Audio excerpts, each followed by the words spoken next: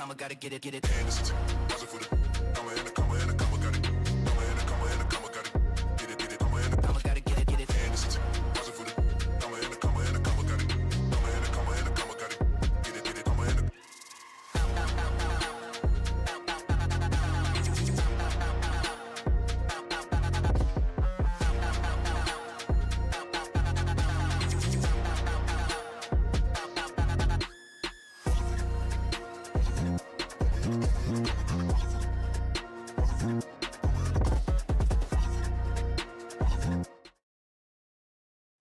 Hey, what's going on? What's happening out there? I can't quite see you yet. Hopefully over the course of the night you'll come into focus. They must have left the blur on here. But welcome to the Condors. I'm Leaf, and this is Andrew Ireland.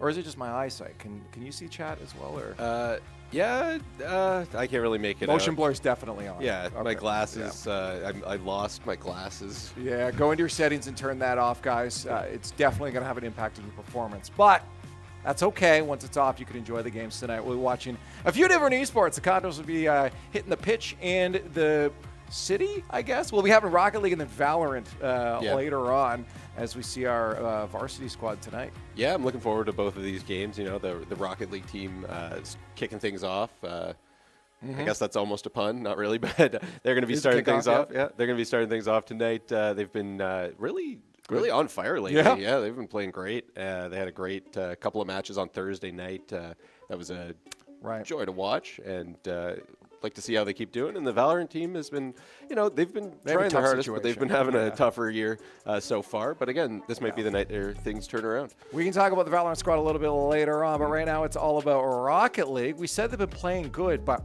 who are they? Let's find out right now.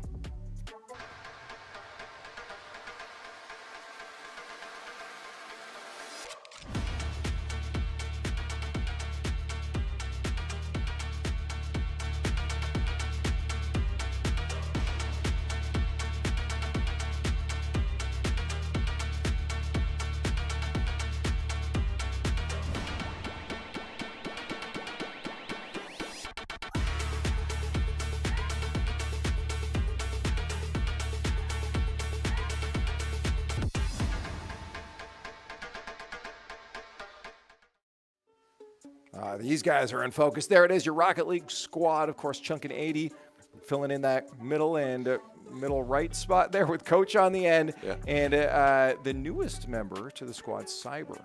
Yep, second from the left there, Cyber. Yeah. He's been a big part of this team's success so far this season, this semester. He's been really bringing some veteran presence. Even though he is a newer player to the team, he is a Rocket League veteran for sure. Yeah. I mean, again, coming in, he had just on paper, the highest MMR out of all of us, which usually indicates a bit more knowledge about the game, but obviously then you got to mix that into what the squad is here. You see him sitting in orders, 80 chunk Cyber. But I've heard all of them are all kind of getting their butts into gear now in terms of MMR. Oh yeah. I've heard that as well. That 80 has actually recently just hit his. Nice. You remember the exact number? It was 1946 or something. 1946, somewhere around there. Yeah, which is up there. Yeah, pretty up there. That's good. Good work for 80. Things are starting to pay off for him. Maybe he'll finally hit that psycho. Yeah, maybe. Maybe the rest of the team will stop making fun of him too. Yeah. Every single time we talk to them, they're just pooping on him. Yeah. But it's all fun and games because they love the game. They love having fun, and you'll see them have fun. But again, in game, they've been doing a good job of focusing up and locking in. But we're on to NACE, where the Condors are already in a decent position. Yep. They're 3-1 on the season, and their opponents today. Not doing quite as well. They're the Dayton Flyers right there, down in 6th place, 1-2 on the season. So, on paper, this looks like a good match for the Condors to have a good hand in. Have a good hand in. I don't know if that's the right way to say it, but they have an upper hand. They have the upper hand. That's what I was going for. They've got on paper the upper hand here. I think they're they've mentally prepped for this game. You do any game, you expect the other team to pull something out, but at the end of the day, they just gotta get out there and play their Rocket League. Yeah, and with 80 again hitting his peak MMR, you got also Cyber hitting SSL in ones, one of the hardest playlists to to hit SSL in is definitely a good look for the squad. Yeah, definitely. Ones is like almost like it's like a trophy ranking because it's like nobody can carry you except yourself in ones. You know what I mean? Yeah. Like there's there's bragging rights. Yeah. That's it. Here though, you do have teammates to blame you. So if Dayton, our opponents tonight, end up. Is it actually reflecting? Hold on, I'm sorry. I just got so distracted by the hype train. Is that light reflecting off of our logo to make it a little more red? I don't know, because usually it's a little darker than that. It could be. Yeah, that'd be crazy. I would say the Condors. All right, logo. even if it is a graphical glitch, let's pretend it's that, because then it's impressive. I think we may have made a slight update to the Yeah. Ah, there's new lights. Okay, that's cool. I can't believe that real chamber. We have this big kind of circle that we use in the school. These two massive screens on it, and this, of course, this long hallway. Must be using the epic, the Unreal Engine Lumen lighting. No, that's the hallway downstairs. Oh wait, you're right. Yeah, sorry. We walked here in this. How did I forget? That's how we got up to the place. But I do believe we've put a little bit of new colors into our logo as well. There was a little bit of brown and yellow on the logo. I don't recall seeing. Well, that's why I was wondering if it's the lighting from the other side. But either way, that's not relevant right now. What's relevant is the team playing against Dayton. Again, they might be blaming their teammates if they have a toxic work environment over there at that college. Hopefully they don't, but we should be winning this. It's a best of 5 tonight, Andrew, so we don't have to go the gauntlet of winning 4. We just have to get 3 dubs, and then we're through. Yeah, 3 is a very doable number. You know, it also, on the other hand, it's harder to come back from if you go down a game or two in a best of 3 because you're just on match point that much earlier. Yeah, and that, like, sure, you have less games that you need to do for a reverse sweep, but it's also that mental aspect of knowing that you're on match point. You don't get that extra life anymore. The best of 5 match point comes very quickly. So yeah, exactly. What's going on here? They're getting the jokes out now. Yeah. So hopefully they can lock into the game. But again, when they feel confident like this, you know they're going to be probably joking around the whole time. Hey, 80. he is a menace to have on mic and on camera. Oh yeah, just almost exclusively eating snacks pregame. Like there's never an empty hand. It feels like he's either got the Rocket League. There going. was an empty hand. He used it for something. Yeah. Okay. There's never 2 empty hands. He's never got freedom. It's either controller or snacks. No, that's really it. If you had some sort of device where you could hook up the snacks, but also not obscure the microphone. It's like one of those like can hats or whatever, like pop can hats. Yeah, I guess like a mule. Like That's too good. What's Coach doing on the other side? Coach Hurd is here. Yeah, he's got the aerodynamic cut now. He's coming in, so he can move as quick as his squad. Yeah, what's he doing right now? Supersonic in no time. Just asking the other team if they're ready to go. He's supersonic admitting right now. Yeah. Just a full speed ahead Hurd here. It looks like the match is getting going. If you could see on his screen. Oh no, he's running. Uh-oh. Where's he going? He's coming to get us. Oh God. He heard us talking about his haircut. Oh, he's hearing everything that we're saying. Yep. Oh no, say great things about Coach Hurd. He knows nothing. I really like his new haircut. I think it's sleek. Okay, he's gone. We can say bad things. Actually, we're only saying good things. Yeah, no. Whoa! Where's ours? Uber Eats. Yeah, the Non from the Val team just delivered them food.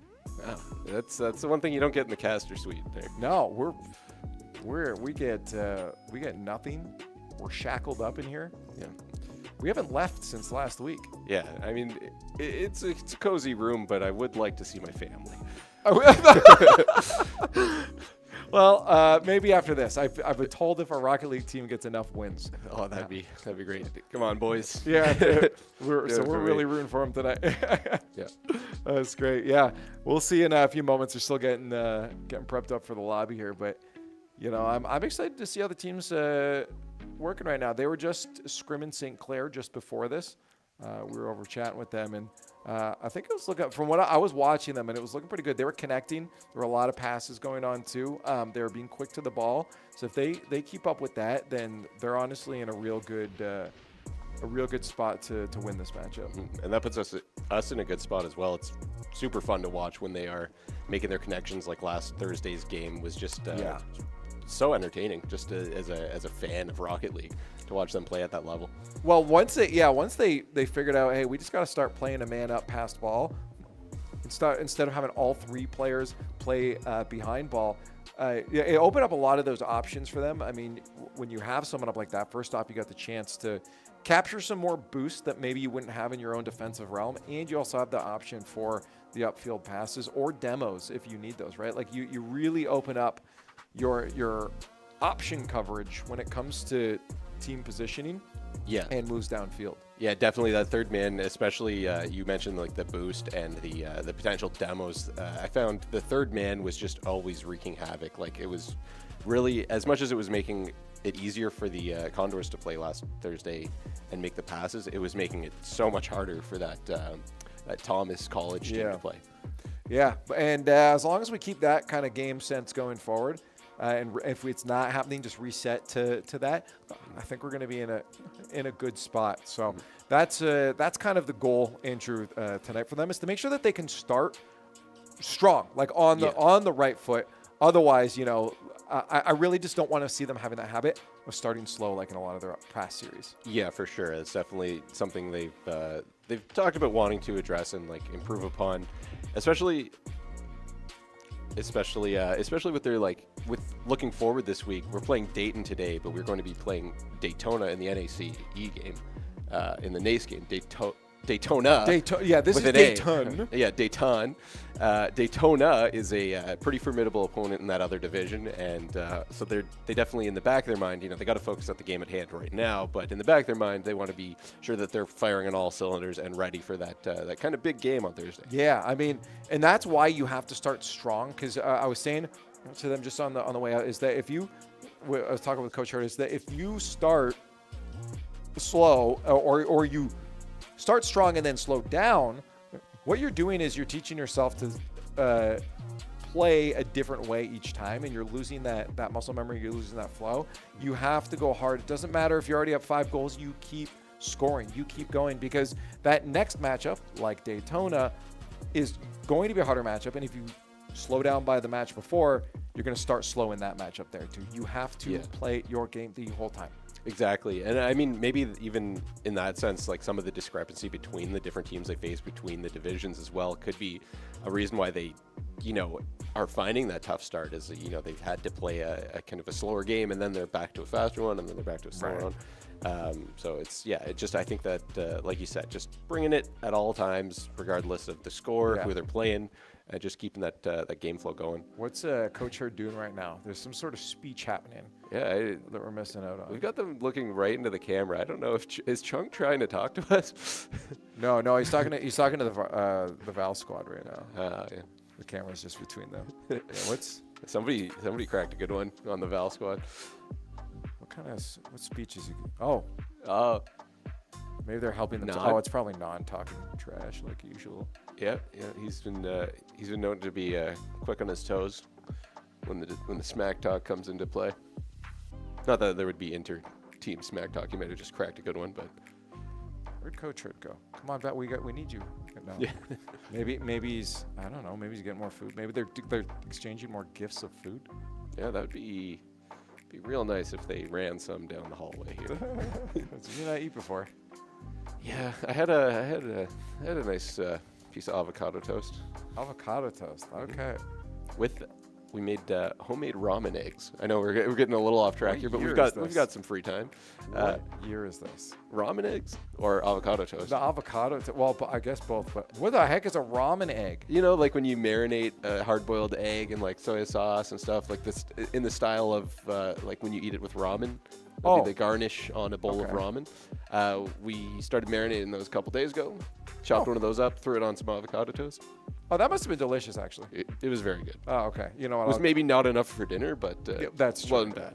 Well, I mean, I don't eat a lot, so that actually probably would have done me just fine. I literally ate 1 pogo before coming. Oh, nice. That is a efficient dinner. Yeah, that's it. Light speed. How long in the microwave? Well, 40 I actually used the toaster oven. Oh, that's better. You get the crispiness. But this one I didn't have as much time, so I did a little bit in the microwave, not the full way, and then the rest in the toaster oven. Nice. Yeah, that's the best of both worlds, the efficiency and you get the crispiness. Yeah, less time in the toaster oven. Yeah. But you gotta have a crispy, man. Yeah, no, I never had a toaster oven growing up. This is my world's smallest violin story here. I never had a toaster oven growing up, but You should get one. yeah, I might have to for now that I'm an adult with some money. Yeah.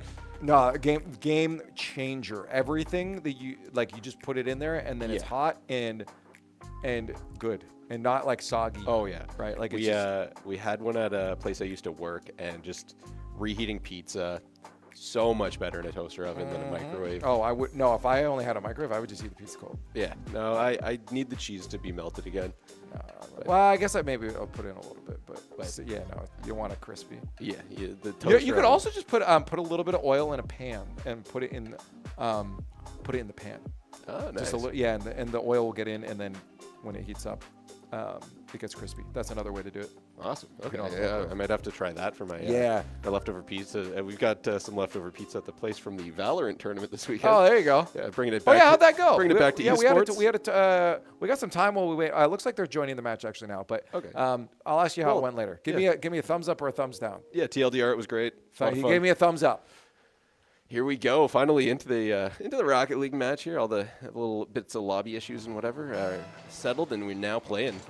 No, I think we're just waiting on our opponents. Yeah, I think it was the lobby issues was just the Condors The player error. chatting. That's fine. Sometimes things happen. Yeah. But yeah, this it should be an easy one for us. Wait, sorry. I did want to ask though. So he gave me a thumbs up, but I want to know who won. Oh, so it was a high school tournament, the OSEA, and a team called the Panthers. We didn't actually have the town name associated with them, but the Panthers won everything. They took it home, and then they played a game against against a mix of our varsity and academy squads, and had a good showcase match as well. That's pretty fun. Yeah, good opportunity for those high school students, I think. Yeah, sounds like an overall good time. Anyways, back to the Rocket League. No, Oh, okay. now back to the Rocket League. Oh, okay. I'm the lead. No, okay. Can you imagine? Yeah. You say The Rocket League czar. All right, your turn for play-by-play. Go. Okay. Well, just here comes Chunk taking it to the corner, but he's stripped of the ball. Almost a goal there for the Dayton Flyers, as the Condors have actually haven't had the easiest time getting out of their end. To Okay, now do it like it's a horse race. I gotta be honest with you, I haven't watched a horse race yet. And they're off. Cyber with a shot on the net right now, and it's going off the post. Almost in. 3:40 on the clock, and they're almost being able to score. Something like that. That's pretty good. Yeah, I thought that That's was good. good. A little bit of work. Needs a little work. Anyways, we got Chungus on the other team. I appreciate a name like Nice, that. big Chungus. Yeah, Supreme as well, and the third player is Chungus, not in there in time, but the other name is quite a long one. Mama, there go that Chungus. Well, I love it. Hey, well, look at this. Good pass down to 80 for the own goal. Love to see it. Yeah, great pass by 80. I got thrown off by Mama, there go that Chungus' name. Mama, there go that Chungus. I'm gonna short form it to Mama. We got Chungus and Mama on the other team, and a good start for the Condors after being hemmed in a little bit, but found the board first. Oh, they couldn't fit the whole thing in. It's actually just Mama, there go that Chung. Yeah, yeah. That's the kind of camaraderie you get on a Rocket League squad. Especially on the high school collegiate in general. I like that we're on the board, but again, from what they said before, we should probably be winning this one pretty confidently. So I'd like to see the scoreline start to creep up just a little bit more for the squad. But overall, it does feel like they're connected. You see it even just on the backfield, a lot of connections. They got the backfield passes that are going on just to make sure that they're maintaining possession. This is the right start to the game. Mm-hmm. There's a little bit of a turnover right there. Supreme puts a backboard pass over there, but over where? Over to the center. But Cyber's able to pick up that rebound. Yeah, able to pick up that rebound. It's going to be turned over. Supreme now taking it down toward the Condors' end. Yep, a couple 50s there from Chunk. Just got to play it slow. We have Dayton Flyers diving for everything. So I think the Condors know now really that if they're not going to get there for a 50, wait because the possession will be handed off. And then if they are close, dive immediately and you'll win out the chow. Mm-hmm. See, there it is. Just wait slow. Now 80's got it. You can just solo that one. A nice, oh my God, close one there. As it pinches off both cars and goes very fast off the sidewall there. little bop there. Good touch from 80. That could have been disastrous if he didn't get that touch, but it did look like Dayton might have been giving the respect anyways to 80's touch, that they might not actually been there for the shot. 80. Bump, double. There it is. Cringe. Yeah. Cringe. Air dribble bump. Cringe. Is that a cringe play these days? Oh, it's so cringe. It's so hard to defend that, and now everyone's so good at it that it's like, it's just easy. Yeah. Like it's easy mode scoring. Yeah, you have to shame it out of existence. Yeah. To be cringe is to be free, I've heard. Though. Yeah. I mean, right now they're showing us the Dayton's free. Free elo. Yeah. Well, not free. I mean, we only have 2 goals in them in like 4 minutes of play, so yeah, we're doing all right. Almost made that free, but still keeping it together. Mama, there goes that Chungus with the big save. Sorry, maybe it's more fun to use his full name. Yeah, no, you got to keep saying his full name. That's for sure. 80 with a little bit of play gets cut off on the crossbar there, so not really able to turn that into anything. And Supreme now with a chance, a nice clear by 80 though, as he makes it all the way across the field to get back for that one. 40 seconds left, and I think Condors should have this one on lock again. It looks like they're having fun, and they've been really in control. It doesn't feel like we've seen anything. I could see a goal slipping through from the opponents, but I really don't see them being threatening enough ever, really. What are you doing, 80? 80 just kind of overshot that one, had to spin back to try and get in front of it. That Chunk was there to clean that up anyways. But as I was saying, look at that even there.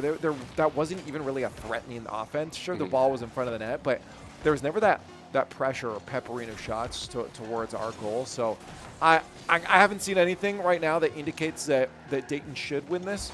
We'll see in game 2 if they change things up. But the Condors definitely look like they're fairly in control of the series, even if they are goofing around a little bit. Yeah. I think even in that last kind of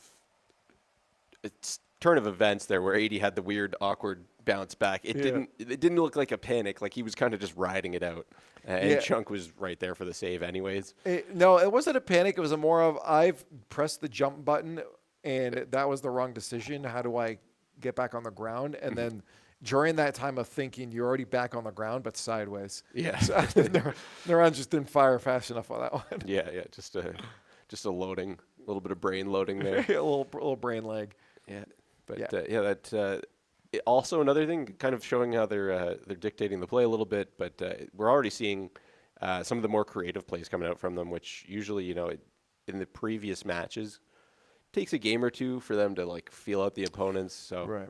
But they've been making, passing plays, looking for passes, right, yes. and absolutely interesting solo plays, to use a word to describe the solo plays. I'm glad that you're using words to describe what's happening. That is generally the main job of a commentator. Sorry, I'm like 80 trying to get the car back on the ground. Yeah, right now. there. Put a little brain leg on it. That's all right. We all neurons are they're there. We all have those in. That's all right. What was I going to say? Oh yeah, what you said though was completely accurate. 100% accurate. Is the start to the series was a start of them hitting their stride. Their speed can increase. Speed is all they need now going forward, which you'll get over the course of a series. But overall, their game plan has been executed the way that they have been wanting to execute over the past little while. Yeah, definitely getting good touches on the ball in the right position for things. Right there, you had a really nice little play by Cyber. Didn't quite make it home, but had the right idea. Just flipped it over the 2 defenders before someone got back. And I think they're going to probably start really taking control of this series now. Oh yeah, absolutely. I mean, even saw there were moments where Cyber was just slowing it down and having players fly past them because he knows how nervously these players are playing. They're playing very trigger happy, one might say, of just trying to jump towards the ball a lot. What you've been learning actually is good sometimes just to be patient, a little more patient sometimes. Oh yeah, absolutely. I finally booted up Rocket League for the first time in a little while the other day, and I had a 150 MMR swing. That's insane. On account of upwards, just, right? Yeah, yes. up. On account of just playing a little bit, not slower, but more patient. Right. A little smarter. Just think. It works at every level. Yes, it really does. It'll fluctuate. We're not going to get into that right now, but no whole coaching session. But the reality is, sometimes it's okay to let your opponent get that touch towards you. Mm-hmm. Yeah, just it shows confidence when you can be patient as well. And I think that's a big part of it too. Yes. When you're not going to just kind of panic jump into a ball. Yeah. Okay. Yeah. I guess we'll Yeah. get a goal. I mean, it has been Dayton that's been doing the panic jumping. I mean, right now the dives. I mean, Ethan. I don't know why he was turning into corner on that. You knew the boost wasn't there. You already had Chungus going out trying to cut the angle. Yeah. It really is just an overall control scenario. The Condors are keeping possession of the ball, whereas Dayton tends to be, when they don't have possession, diving hard to get it back instead of just allowing the Condors to get it back. Yeah, absolutely. I think the Condors in control here. We had so much control the last game that, Mama, there go that Chungus changed his name back to Double. Ethan. Oh, very close right there from Chunk. That would have been a pretty goal. Just off the crossbar, though. 80 going to slow things down here and get a flick. Not quite over the defender. And not quite over the defender, but Cyber is there to pick up that return. 2.5 minutes. We're only goal up, but this is about the same trend as game number 1. You see a few more solo plays from the boys coming out as they take them off the sidewall. Almost that goal I foretold could potentially happen for Dayton, happening right there, but Condors back to the solo plays. That's a flip reset. Use it. Bang. Honestly, I mean, I'd say it's a highlight play. You know, Cyber, I've seen it done a little bit cleaner before, popped a little bit too far away there, but I guess I'll give it to you. That was a great play, Cyber. That was really nice. That was solid. I'll give it to him. That was, maybe not perfectly clean, but in terms of just using the space he had and a full tank of boost, Cyber's going to be dangerous in those situations. You know what I want to say is I'm only going to bring up this analysis because I know these guys can play and beat teams that are a higher level. So I'm going to tell you what's going to happen at a higher level. That first flip reset did send the ball a little bit too far away. Those two challenges that came right after were a little bit late and slower than you're going to find from some better teams. So the reality is that play might not have gone through had it been a faster team, but Cyber knows who he's playing against, what he should be doing, and that's why he knew he still had that. Speaking of some air dribbling, a nice little passing play by 80 there. Chunk, Bang. Diagonally flying. Didn't look like he was going at an angle where he would be able to get that kind of power on that shot, but he found it. Yeah. Placed it perfectly. There's Jalen from the ACAD team running obs with Coach. Coach has hired an underling. He didn't even want to press his own buttons for cameras. Yeah, he got someone else to do it for him. Hey, whatever you can delegate, do. Yeah, so. right. Yeah. Give everyone else responsibility. That gives Herd more brain power and time to watch the team play and make decisions and analysis. and then we'll have to put together DOSE, the Department of Collegiate Efficiency, to get rid of all the underlings we've hired. Oh, yeah. To be honest with you, I don't know if we're paying that. Maybe when they're playing, I don't know. But right now, I think he's just hanging out. Yeah. I think he's watching and learning as well, No, which is a good thing to do as a academy player. See what the varsity squad is up to, how they're attempting to, more than attempting, how they're handling these other teams. Right now, Condors looking to lock in match point here. Andrew, 3 goals up with 38 seconds, and we have seen maybe across these 2 games 3 potential scoring opportunities for the opponents. I mean, I give that an opportunity right there, but it was definitely fluffed. Ball shot was not hard. Yeah, that could have been something, but just I think it was Supreme not able to fully connect on that one, and I think that has been a little bit of the story, maybe because of the game speed here, something a little beyond what they're used to. Oh man, that was a play that I actually would break down if we were talking about getting drawing boards. Right there was actually a really fun play on offense. We've got the win on this one. It'll be a match point. But what happened there was 80 had received the pass from Cyber, I believe it was. And then instead of going for the shot, which is, can be predictable, 80 went back for the pass to Cyber, who was staying on that far post offense. And what that would do, actually, if it was a faster team, that pass would have connected and been very confusing for the other 2 defenders. Because you're going inwards instead of a shot, you're going back and then a shot. That extra move would be hard. The problem was the Dayton's a little bit slower. Right.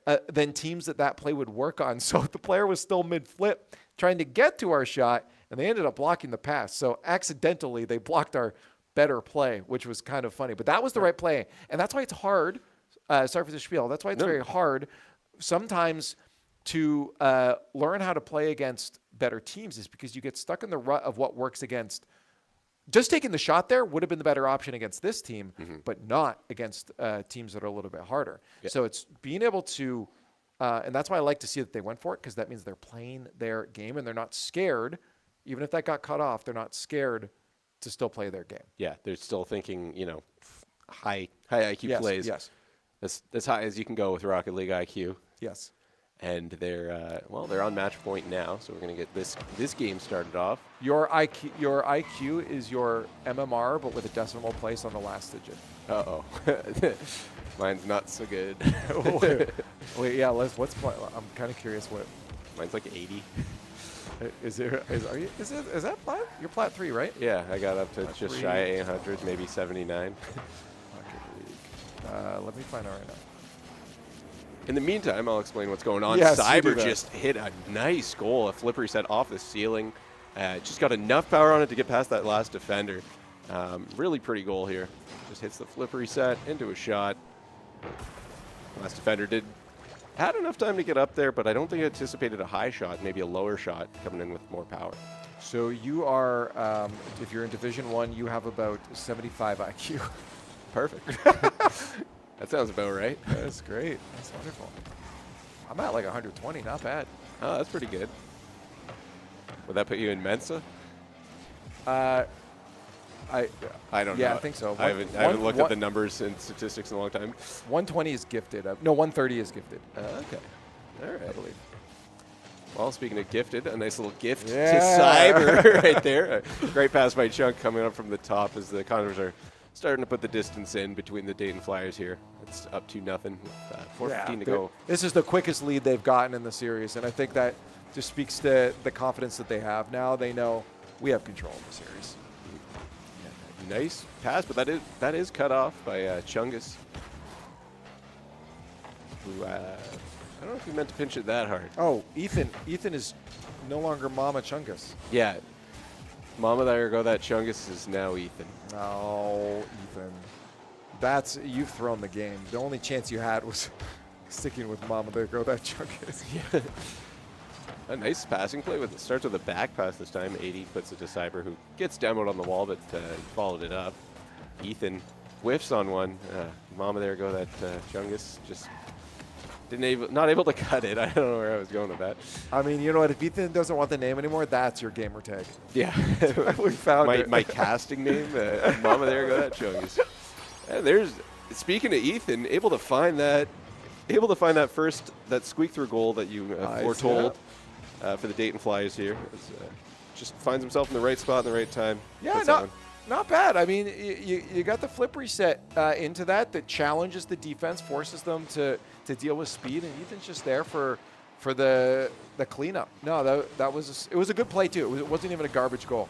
It was a good goal.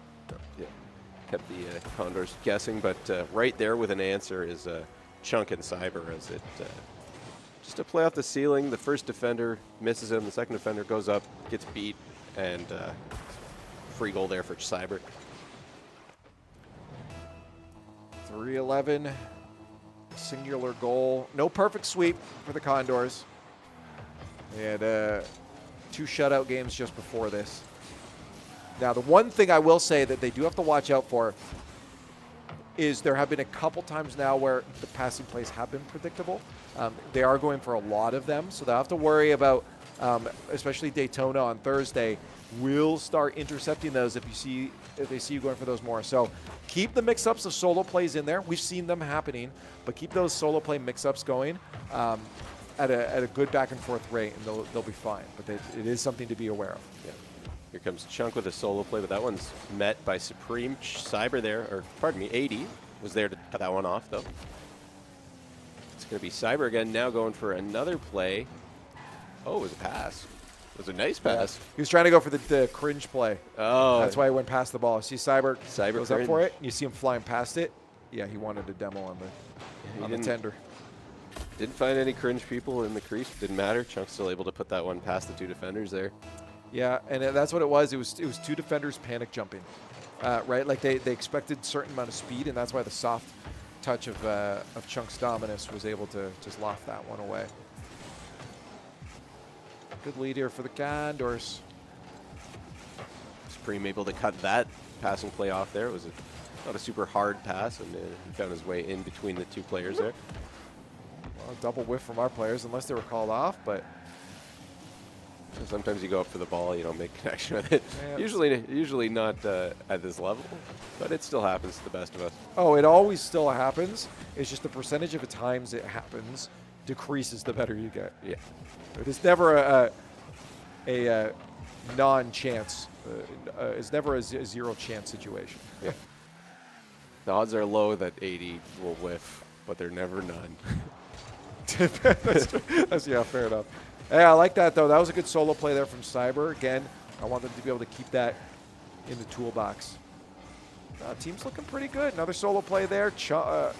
Chunk was flying out. Yeah, he was an option the whole time. They're pre-jumping now. They're just having fun. That was a good passing play. Oh. The blue car of Chungus right there actually fooled me. I thought that was one of the Condor players. No, that is. I think the name tags are incorrect right now. That is our player. That's Cyber. Okay. It was Cyber. Gotcha.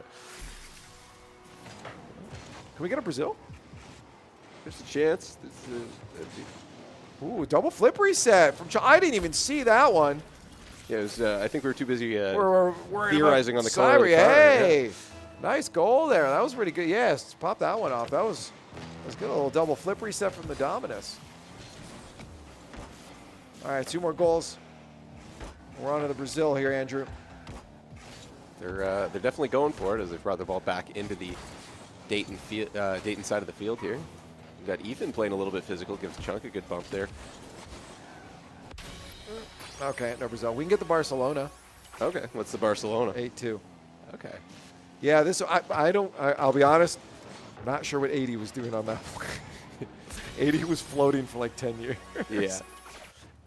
Chunk had just a little bit too much momentum coming back for that one, and kind of swung past it a little bit. But yeah, he's Ethan going for the hat trick right now. Actually, I'm upset because I was almost a perfect analysis today by predicting a singular goal.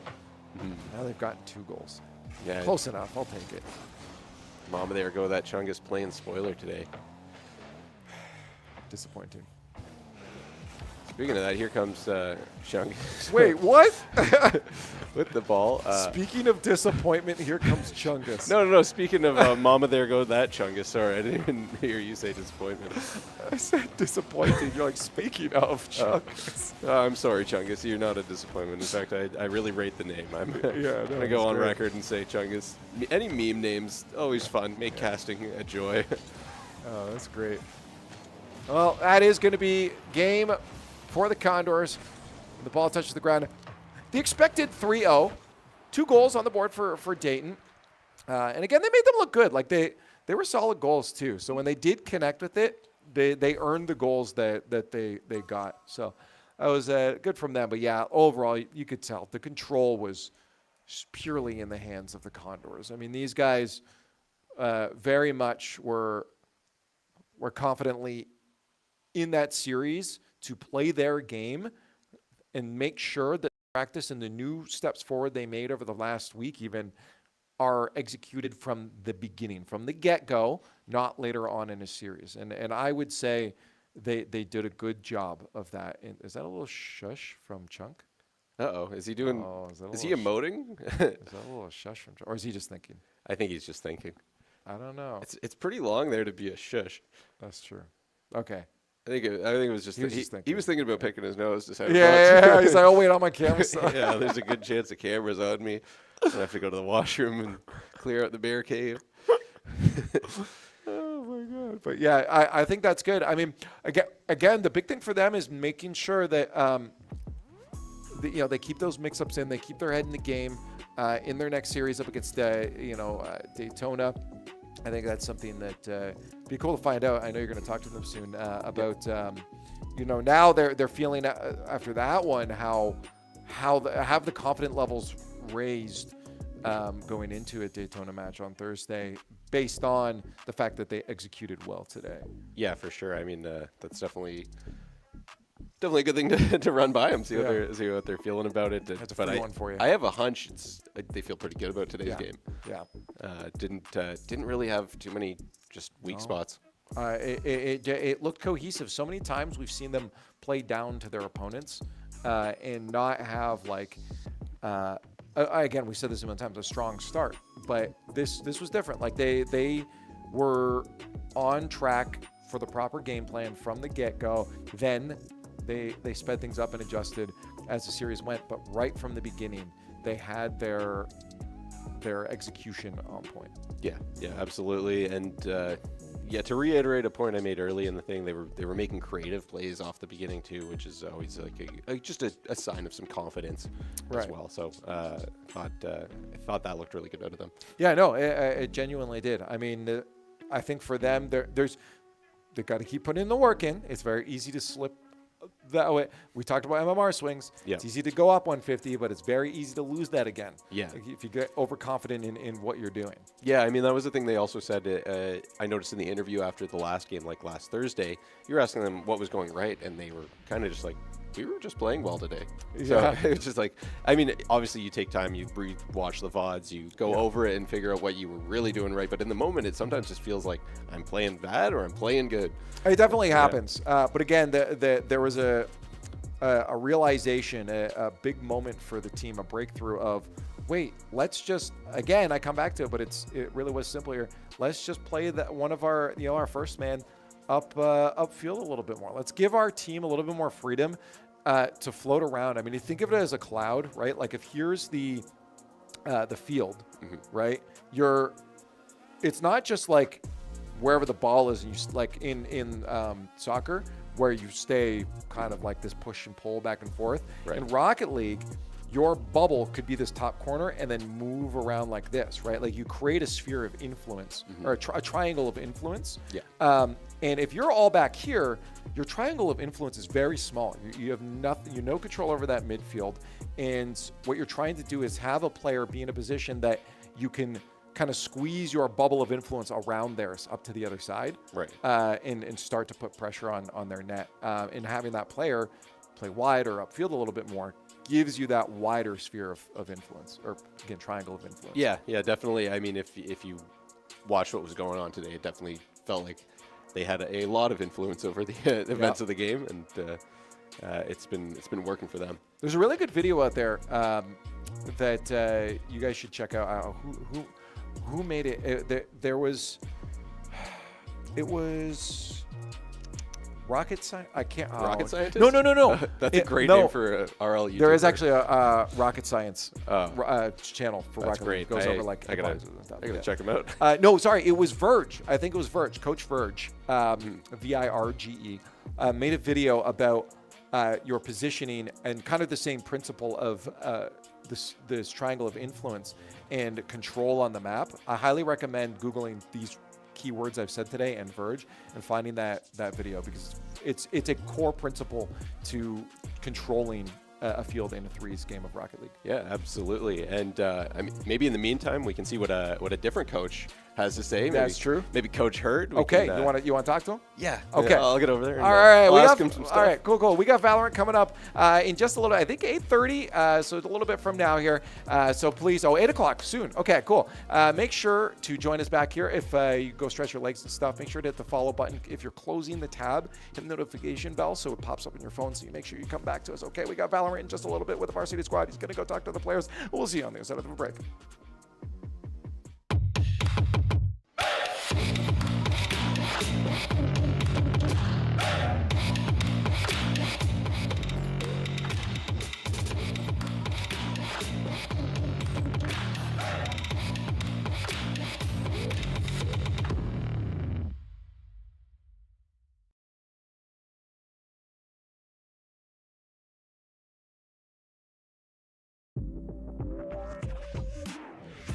Condors Esports is innovating intercollegiate gaming in Ontario and beyond. We've built a community where you can compete, play, and work in a dynamic program accessible from all campuses. Condors Esports is more than just gaming. Here, you'll find empowerment and inspiration in state-of-the-art facilities equipped with the latest technologies and unwavering support. We are varsity athletes, turning victories into championships as high-performing gamers. We are relentless, constantly pushing our limits and pursuing excellence through every match.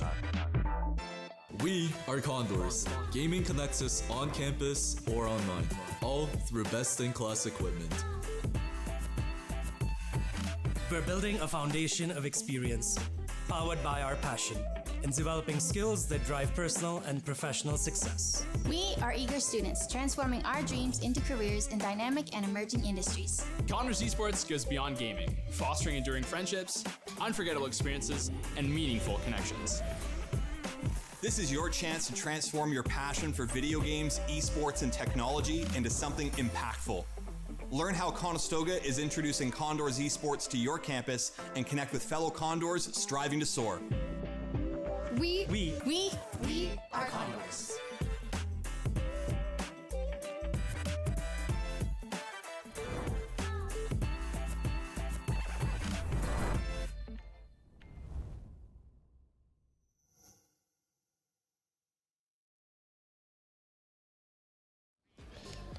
Hey there, you're here with Andrew and the Rocket League team who just beat Dayton. Was it Dayton College? It was Dayton Flyers who just beat them in their game. I'm here with the Captain Chunk, Cyber, and over on the far end, 80. He's going to keep his headset on because he's not allowed to talk anymore. I'll start with Chunk. I'll ask you guys a few questions. That game, you guys seemed like you really had the upper hand.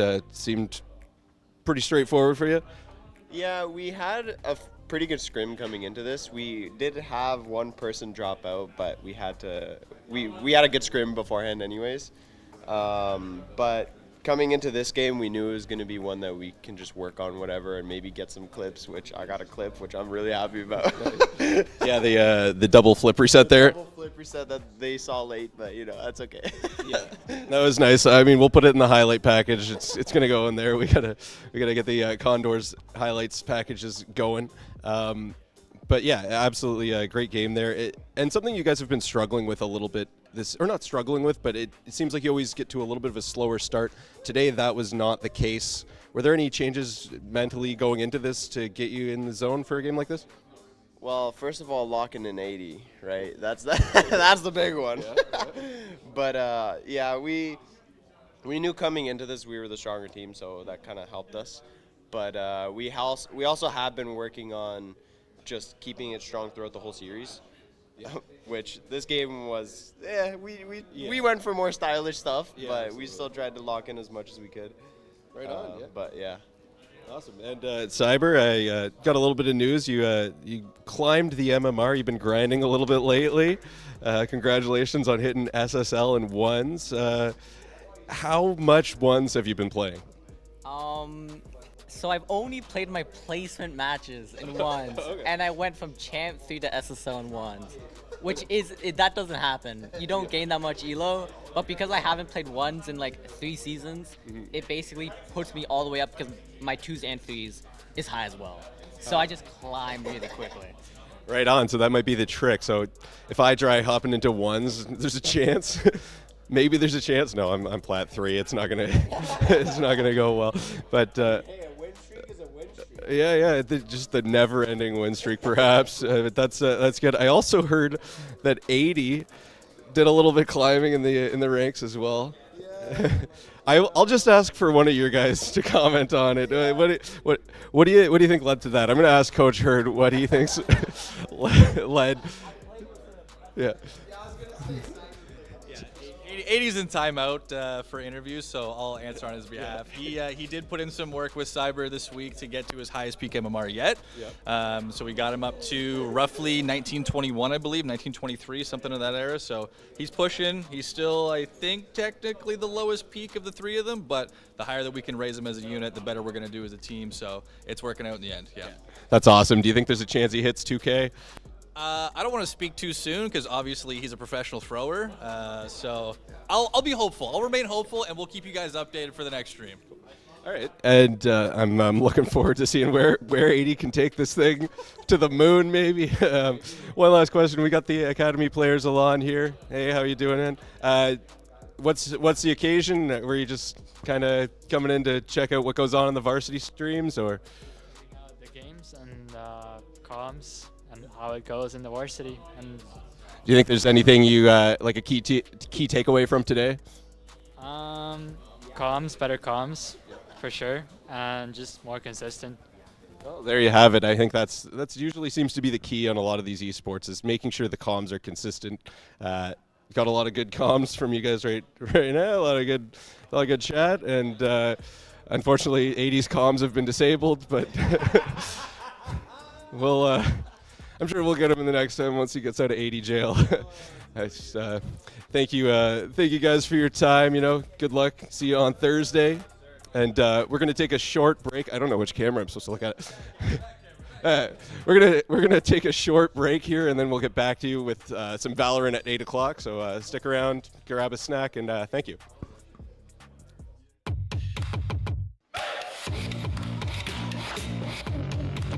If a career in esports sounds wow to you, it's not. This is where your profession plus your passion could come together. Would still need what traditional business would need.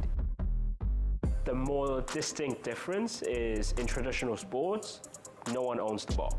But in esports, someone does own the game. And this is part of what we're going to discuss in this program. You'd be able to learn how to run an esports event on the operations side to the management side of it. Marketing and promotions, how to deal with sponsorships, how to deal with partnerships, and also a big part of our industry is social media as well. What you're working on now is probably also needed. This industry needs all kinds of professionals. If you're looking for change, this program could be a converging point. Good luck and have fun.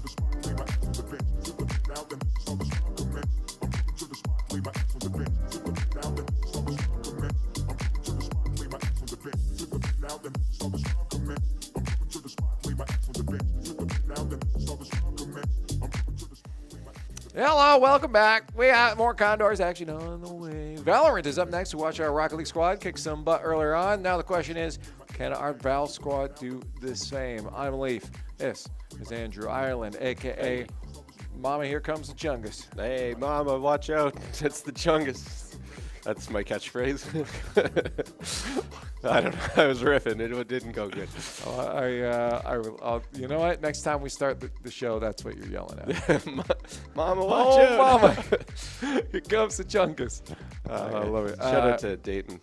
Yeah, Dayton. Good job. Even though they lost, I appreciate the spirit that they brought. They got two worthy goals as well. Okay, but that's the past. That's all over. That squad goes and looks towards Thursday as they try to face not Dayton but Daytona. And now we have our Valorant squad for our varsity team about to hit the map stage. I don't know what you would call it here, but you should probably find out who they are. Let's take a look.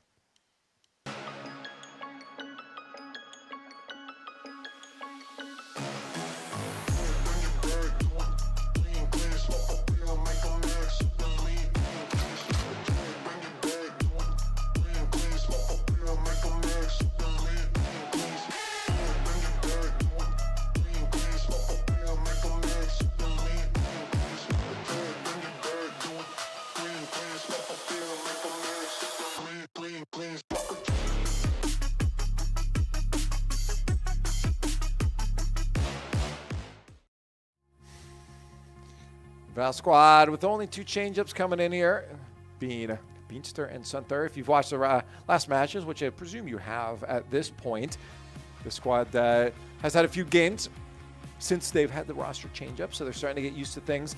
Some ups and downs overall, some downs, I guess, but if you look at how they're actually playing, they've had some moments of shine. Yeah, absolutely. I think that's really what they can focus on and try and build on this season is that they haven't really done a lot of winning yet, but they've had moments where even against some of the best teams they've been playing, they've gone on 8-9 round runs, and they just need to kind of figure out how to get that across the finish line, really translate it into more winning. But in terms of, that's going to be growing pains with any new squad. You moved up a division, you got 2 new players. It's a lot of organizing and getting things to try and click. Yeah, it's not easy. Certainly not easy to do with those 2 factors you just mentioned of having 2 new players to work into a roster. Maybe 1, but 2 is hard in itself, and be going up to a different division is certainly hard. And this is their division right there. Of course, we're not in the best position. No. The games have not been blowouts, at least.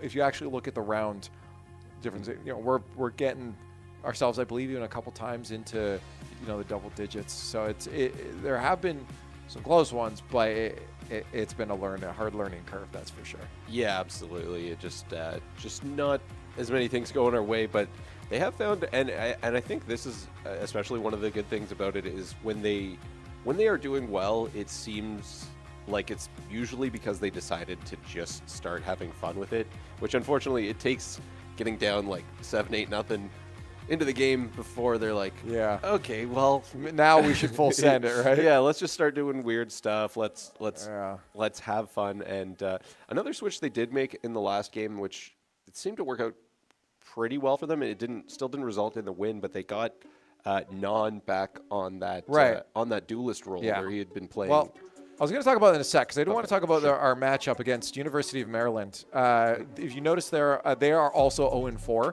So there's a possibility that we're going to have a closer matchup here. I mean, if there's any team else in this division that we can take down, University of Maryland's going to be that team given the fact that we're both at the bottom here in 7th and 8th. So obviously the winner of this will then, if we both do get a win, have that head-to-head that will determine probably who's at the bottom of the leaderboard by the end of it. If both squads can get a win. Maybe some team goes 0-7 or whatever it is the whole way through. But this is the best chance so far for the squad to do it. But back to what you're saying is they have to come in making those changes that matter to them, which it sounds like or seems like they might have found in this switch up. Yeah, absolutely. I mean, when you watched him play last semester, Non was usually on that duelist role, and it's a position he knows very well. He's very comfortable, and he's great at getting those entry frags and setting the tone and the pace early in a round. But with the new players coming in, that's also kind of the position Sunter plays. So I think early in the season they decided to put Non, the more experienced player, kind of into a different role to let Sunter be the most effective in a place where he's comfortable, for lack of a better word. Right. He's comfortable in a place being a duelist, but Non seems to make more of a difference when he plays as a duelist as well. So what I think they noticed is they had a good game flow with Non on duelist, but at the same time, it might be a good opportunity to let Sunter learn kind of the different roles. Position. Yeah. And again, I felt that there was an extra drive on the team that had been missing, or a cohesion, I guess, on the aggressive front that had been missing. While we have seen, again, Sunter do wonderful when it comes to fragging out, the issue was, again, that, I guess, pressure that they could apply that we had seen from Non before. There's a game sense, I guess, that Non had just from experience that allowed him to play that role a little bit differently. So hopefully, they either transfer that knowledge over to Sunter, or they just go with that situation that we had seen before. I mean, we only find out until once we get into the picks for the agents. But I wouldn't be upset if they did just go the route of keep Non on that role where he knows that he's got the muscle memory and allow Sunter to start to work towards something else. Yeah, exactly. Because, I mean, the more that Sunter learns in the other roles, then all of a sudden you've got in your back pocket, like maybe you start around or start it for one map, Sunter plays the duelist and Non's on that more supportive role. And then things aren't going right. You can make the swap in the middle and Sunter's now comfortable playing a different role and Non can kind of turn on the jets and like bring it to that next level. And do the kind of things that make him the in-game lead type guy. Yeah, exactly. But it's not just all about Non and Sunter. I mean, you look at close up to the camera here. You see, Willie's got motion blur on. Oh yeah. No, he's got bokeh blur. Yeah. He'll be blurry no matter if he's moving or not. But he is moving or not. But he was a standout last time we saw him going in. He got an ace in one round too, and I think almost pulled off another one. I believe. And, he was looking good across the board. And if he can come up with that kind of performance again here, I mean, that's going to be good for the squad. I mean, if you got one player that can take a whole round by themselves, I mean, that's good to have on your side. Yeah, exactly. Willie was just, he has been, I would say, pretty consistent this semester as well. You don't usually see too many bad games out of Willie, but the last one specifically was a standout for him. Just like you said, that ace, just generally picking up like 2-3 kills a round, even the rounds they lost. Exactly. And finding a lot of good pace. We do have the map picks up now. Yes, we do. I guess I'll go through them. I guess you will. Sure will. We banned Pearl and Haven, but we're going to see the first match, which is Maryland's pick. That is going to be Bind. The Condors will start on defense. Then the second map, Condors pick, it's going to be Lotus. We're going to be on attack. And then if it goes to it, we're going to have the crowd favorite, the decider on split. Let's see here. Haven. Haven's banned. Bind, Lotus. Okay. We didn't get Fracture. We were just talking about how we like to see that one there. Pearl gone makes that's actually good for us too. Maryland didn't want it, but we've not had a good amount of experience on Pearl. The Fracture and Split. Yeah, that's pretty good. Bind and Split.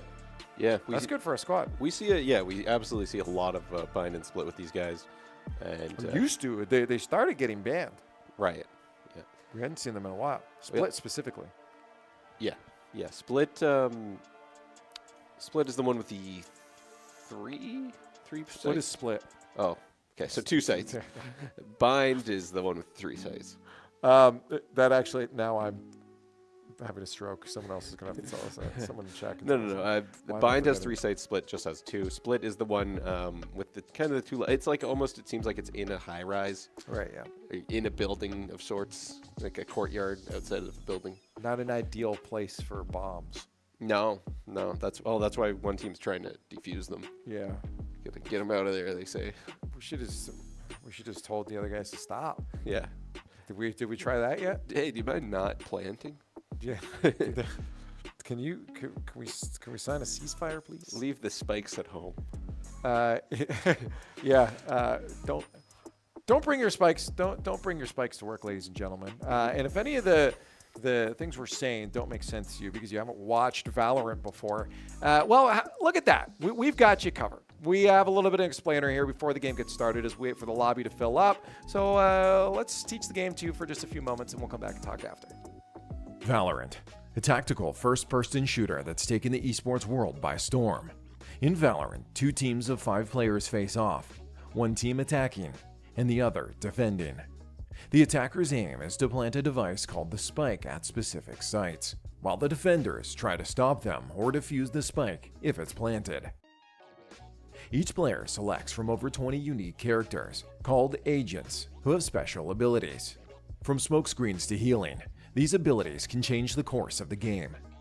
Teams switch sides every 12 rounds, with the game coming to an end when one team hits 13. If the score is tied at the end, the game goes into overtime, where teams must win 2 consecutive rounds to secure victory. The key to success is strategy, teamwork, proper use of your abilities, and pinpoint accuracy.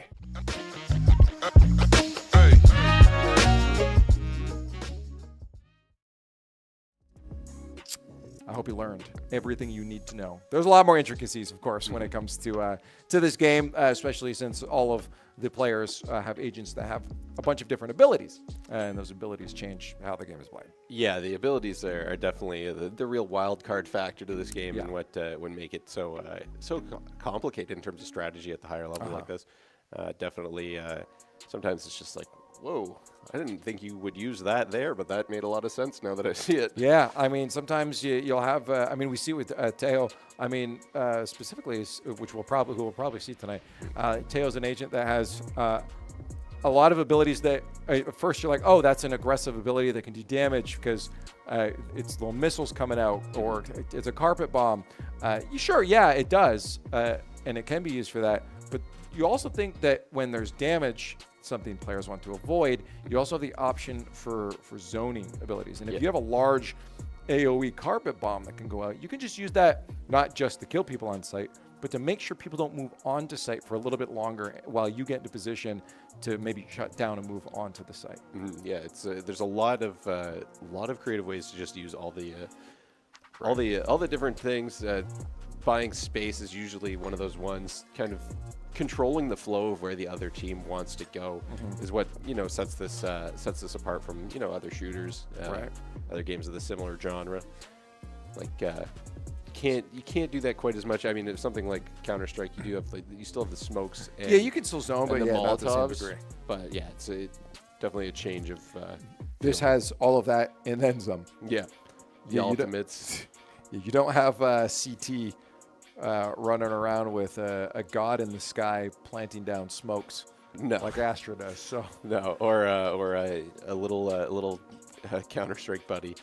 Send out, throw him out, and he'll defuse the bomb for you, like the Gecko ability. To be fair, that does feel like something that could exist in that world, though. I mean, you've got like a robot that does it. You've a little drone or ground the drone. bomb defusal. Yeah, robots.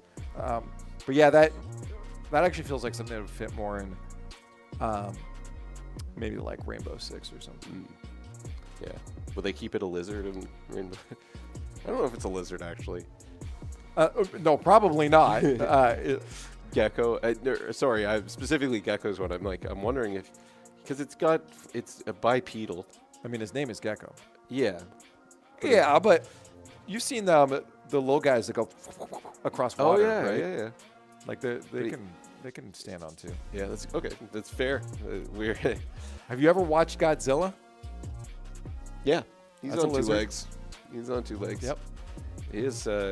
He is a lizard. He's a very, very, very tall lizard. He's pretty tall. That'd be fun. A Valorant mod with Bomb Godzilla. Wait, Who diffuses your bomb?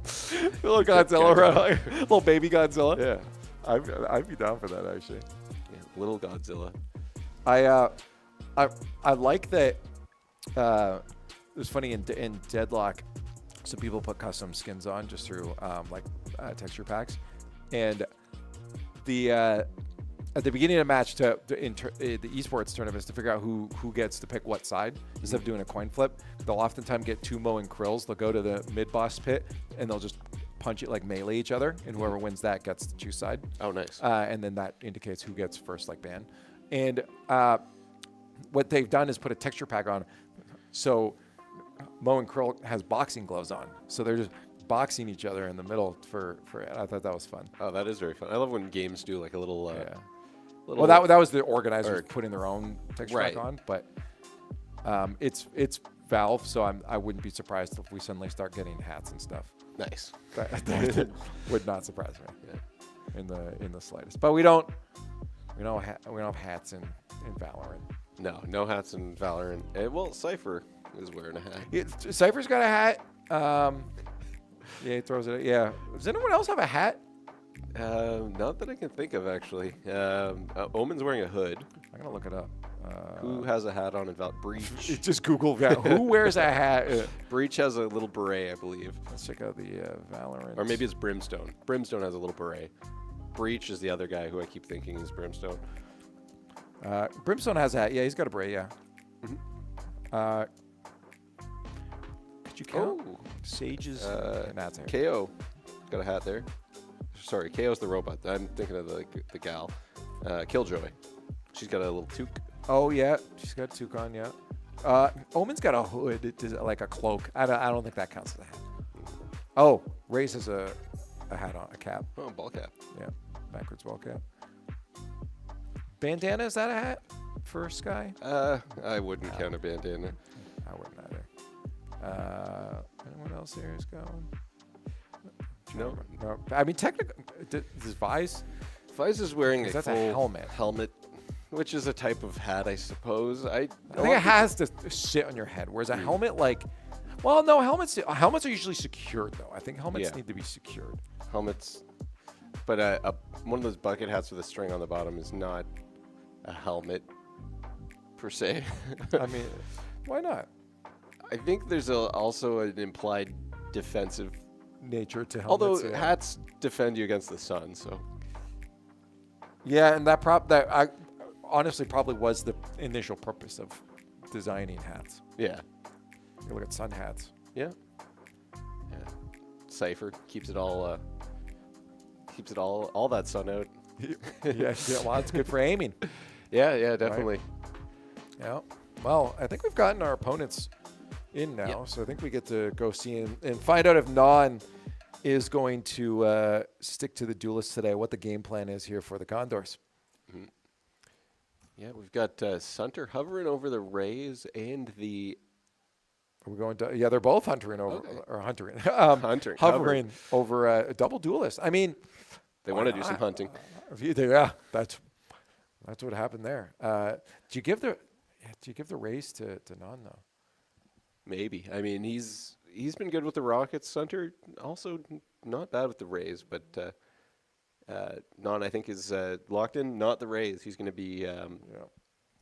That's not Yaru. I'm slipping the name here. Yeah, it is Yaru. You're right. Yep. Non locks in as Yaru. We got the other team. We got a Viper locked in for Moose. Vipers can be really dangerous in terms of just blocking off so much space. You mentioned those abilities, that poison pit. Yeah. Yeah, there's a lot of area control coming out from Maryland right now between the Teo and the Viper, right? Like that really gives you a lot of control over these sites. They're really choosing to lock in. And if you had the Astra too, those smokes too, yeah, they were really looking for site control, whereas the Condors are looking maybe a bit more for the aggressive side. I mean, they're going to be starting on defense, but they must be looking towards the offensive half of this map. You also got a Sky and a Astra coming in for the last two players there on Maryland. So yeah, lots of lots of ability versus the Condors. Yeah, maybe more faster paced game we might see out of the Condors today. Yeah, so if we can start really good on defense, that'll be good. But it does feel like they're looking to counter us once they get onto the defensive half. So I always like that strat of playing the side of the map first that you don't think you'll do as well on. So that way you can set yourself in a position to say, well, we didn't, if you don't win that half, say, we weren't intending to win this. We're just intending to get as many rounds as possible. And you still keep a good mental going into that second half. Yeah, absolutely. You get to, especially if you start winning some rounds in that next half, you get to harness the power of your momentum there. Yeah, exactly. Wow. I have to find out how that plays out in a few moments here. First pistol round on the way for the Condors versus the University of Maryland. Both these squads 0-4 right now in their division, looking to get their first win against each other. And the Condors start things off on the right foot. First blood ever going over to Non. I think it was, may have?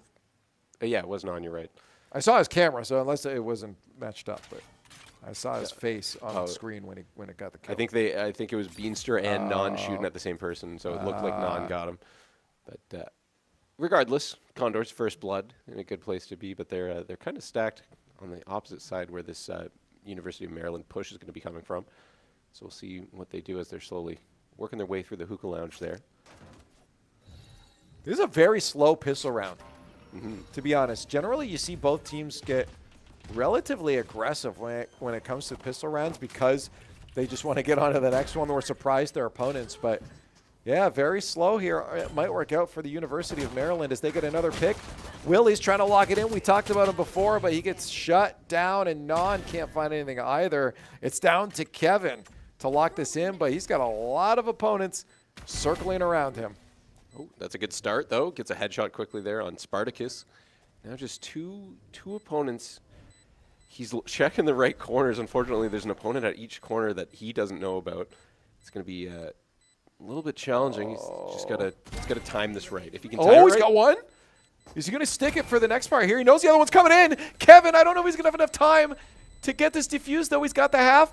It's so close right now to going off, and he got it. Locked it in with 0.4 left on the board. What a smart play from Kevin to set us off on round number 1. That was phenomenal footwork from him. Yeah, how about that to get things started? Just the tag of the bomb to get the other team players moving. And then the perfect timing, gets the one in the smoke and just has the presence of mind.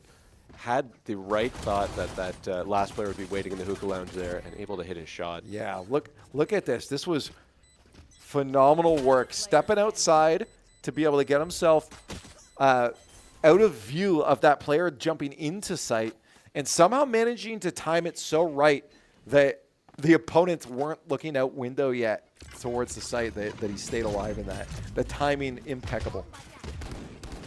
Really good stuff for Kevin. Sets them up. Usually you're in a good spot right after pistol round. They've got some stingers, some slightly better weaponry that they're working with here. A couple Spectres and Bulldogs as well. Yeah, let's hope they put it to work, though. Yeah, it's always there's a chance after pistol round that the other team catches you by surprise. Well, they've got Spike down already, and there's a good spray there from Willie. Another one went down from Sunter. Moose is out of the picture here. Sunter trying to take out another one. That's good. Condors 5v2 now in a real good spot to get this defuse. Yeah, they're going to stick it, and they're going to get. Oh no, they did lose one there. Favorite took out Willie. I was hoping maybe for a flawless there, but a round win will do it with 4 alive. Yeah, absolutely. Good spot. Good spot to be in. You usually expect to win the round after pistol round, and they didn't really make too many mistakes there. They just went in and, used their advanced firepower to their advantage and find themselves up 2-0 now. Yeah, there it is. Good start. I mean, this will be a round now where University of Maryland could come back. You expect them to have saved a little bit now to be able to come in to buy a little bit of firepower that can try to match the Condors on the other side, but I think it's going to happen. There's not, I believe, the Marshall. Or Outlaw, sorry. I always get the name, 2 names wrong there. Moose found none with the Sheriff there. Gets a one-shot headshot on him. Ooh. That util might be all right for Kevin. He does know players are there, though, which is great because they're going to know the point of attack. Yeah, he didn't get caught with his util out, which is important too. You don't want to get caught red-handed, well, holding a grenade, right? Yeah, that's for sure. All right, team is starting to converge. 4 of them onto A site. They'll get the rest of them over there too. Viper get picked off, and they'll actually divert their attention away from that site. Teleport on over to B site. All we have over there right now is Kevin. He's clutched up before, and they'll potentially do this again, knocking out one, getting a second one. Stay on Kevin right now because he's got a third on his way, and he might be able to pick him off if they try to make that push through the smoke, which might drop soon here. Yeah, he knows where Spartacus is. He's waiting for that smoke to drop. Take the shot, but he can't. Kevin does get eliminated, but at least they'll know where he is. Spike is down, and the Condors should have the round, Andrew. Yeah, Spartacus just took a big shot, but he is regenerating some health here. It's now Willie. Kind of everyone has their sights set on where they think Spartacus is about to be, so I think it's just a matter of time. The Condors just need to get the jump on him. I don't think he's got time to plant the bomb regardless. Uh-oh. They got to make a team swing here right now because they started to lose players, and I had a little PTSD from those situations going bad before, where they have lost 1v3s. Yeah, exactly. I mean, I think in that case, it's also there on attack. You just want to make sure he didn't have time to plant the spike, so as long as both of you don't go down to him, the defender's auto get the win, but you do want to take him out as fast as possible there, too. But a nice play by Kevin, I think, really made the difference in that round. He was able to catch one with the net and then pick up 2 kills for a total of 3 kills in the round, but also just pretty much put a stop to the whole advance by the opposing team. Condors up 3 rounds now. That was an important one for Maryland. They keep picking off Nod as he's got some long-range weapons. He's losing them to the short-range weapons. Yeah, nice shot with the Vandal. You got to give credit where it's due to, I believe that was Spartacus that picked him off right there. That's twice now. I think he was the one that got him in the last round, if I'm not mistaken. Yeah. Spartacus has been the answer to Non so far this match, but they haven't had a answer for Kevin, as he's been lights out, 9 kills already. There, I just said it. I had to say it. All right, Beanster's got to try to lock this one in. He can see the op there. They know where he is. Yeah, they're going to drop a little bit of firepower on there from the Taeho just to buy a little bit of space so they can move into sight. But they use the time they've gotten to move away over to A site now, which is the right call, I believe. Gives them the options of going back if they need to, but we're going to get Willie trying to pick them off as they stream in, and he can't connect with all of them. Yeah, good shot by Beanster there to take off 1, but he's now got still 3 University of Maryland players that he's going to have to take out here to clutch this up. Can't get it done. Unfortunately, Yex takes him out right there with a headshot, and that's going to be the first round finally for University of Maryland. Yeah, they do lock it in for a round. Condors have to be careful. We've seen some good early picks. On the other side from Spartacus, specifically, Non has not had a chance to play a couple of these rounds now because he's been taken out immediately. He made a 180-degree swing there where he was going from the long-range weapons, got picked off. He's like, nope, time for the judge. Yeah, well, I mean, it's also all a bit his of an money's econ. gone. Yeah. Bit of an econ round. He spent all his money on those long, shiny guns. Look, I'm the caster. I like to tell a little story here, and for me, it's the mental of switching to the shotgun. That's what it is. Yeah, when yeah, the sniper's not working. I mean, we've seen him pop off before. I mean, some of the silly plays they've made. Yeah, he definitely. We've seen him use this quite effectively. So there's a good chance he gets at least one here, as he's good at holding his corners, making sure to bait out the other players. Yeah, well, see, he is hanging back a little bit. I'm not sure if Maryland's wanted to commit to that. No, once again, they'll suspect that they have too much resistance from the Condors on that site and opt to do a little jog back through mid. I mean, they've used the teleporter before. They're not afraid to. I mean, there is not zero chance here that they don't try that again. Yeah, this Viper wall goes down. It's going to make it a little bit difficult for the Condors to place any crosshairs on targets right now as the Maryland team makes their way onto that A site. No action yet, but spike down. I'm sure we're going to start seeing it now. The Condors have them surrounded. But unfortunately, Tejo Alt's going to come out there and buy a lot of space for the University of Maryland. You see how the Condors had to wait back a little bit, but they go straight into the action there, and it's a back and forth. Both Willie and Yez taking one out here. Down to one player left at Tejo for University of Maryland. How are the Condors going to handle this? We got them both advancing on the spot. Willie not able to get it done as Spartacus takes out both Sunter and Willie for the clutch right there. Just yeah, use the smoke to get a little cover, but as soon as Beanster or as soon as Sunter went down there, pardon me, Willie just kind of decided, okay, I got to try and take this fight, and Spartacus just had the faster crosshair. Yeah, that's the hard thing, jumping out of smokes like that. You know kind of where the bullets are coming from, but if they're strafing sideways, you don't have an exact sight on them. So Willie couldn't lock it in. Second round to University of Maryland. Keeping things close here. If they win another one, Condors are going to be in a rougher spot. This time it's Non stepping up to get their early kill. Bit of a revenge on Maryland. Yeah, that's a good spot to be in if you're Non using your sheriff effectively, as well as Sunter right now just picked up another kill. Only 2 Maryland players left. This looks like a good round for the Condors, but just got to hold this A site, which they're not really at. No, they're not.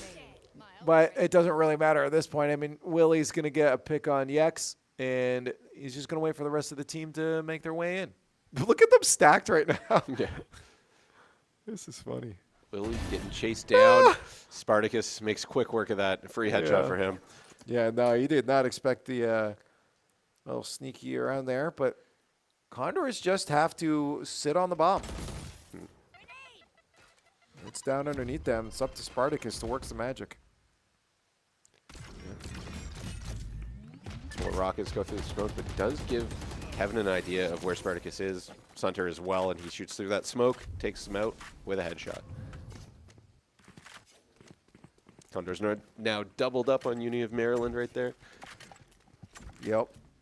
A big mistake there from University of Maryland, giving the spike away and dropping it in that spot. How silly of them. Yeah, you never want to have the spike sitting in the middle of 4 of the opposing players.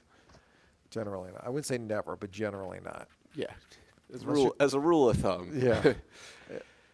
I'm sure a pro player out there could say, yeah, that's great because it's practice. It lulls them into a false sense of security. Yeah. They'll never expect my flank.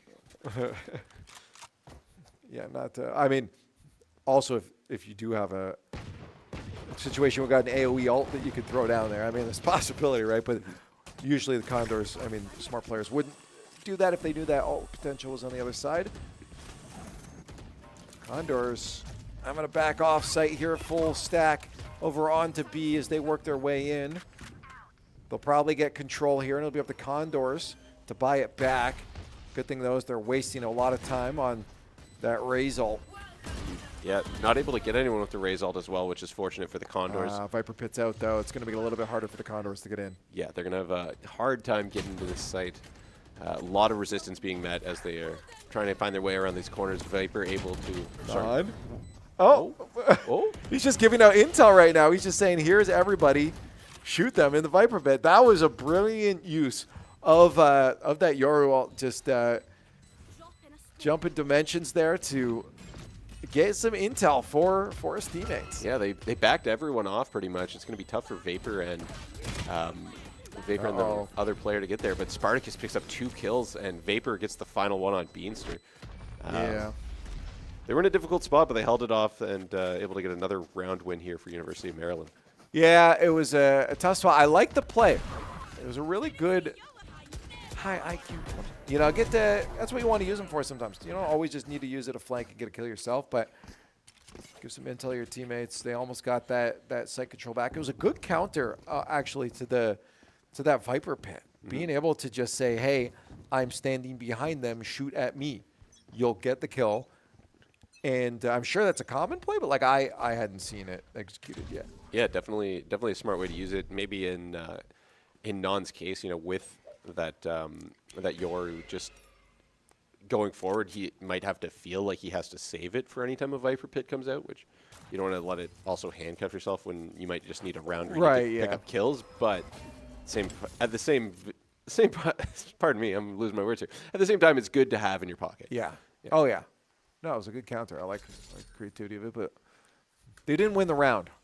Regardless, they're still up a point on the scoreboard here in terms of rounds, but I could disappear quickly.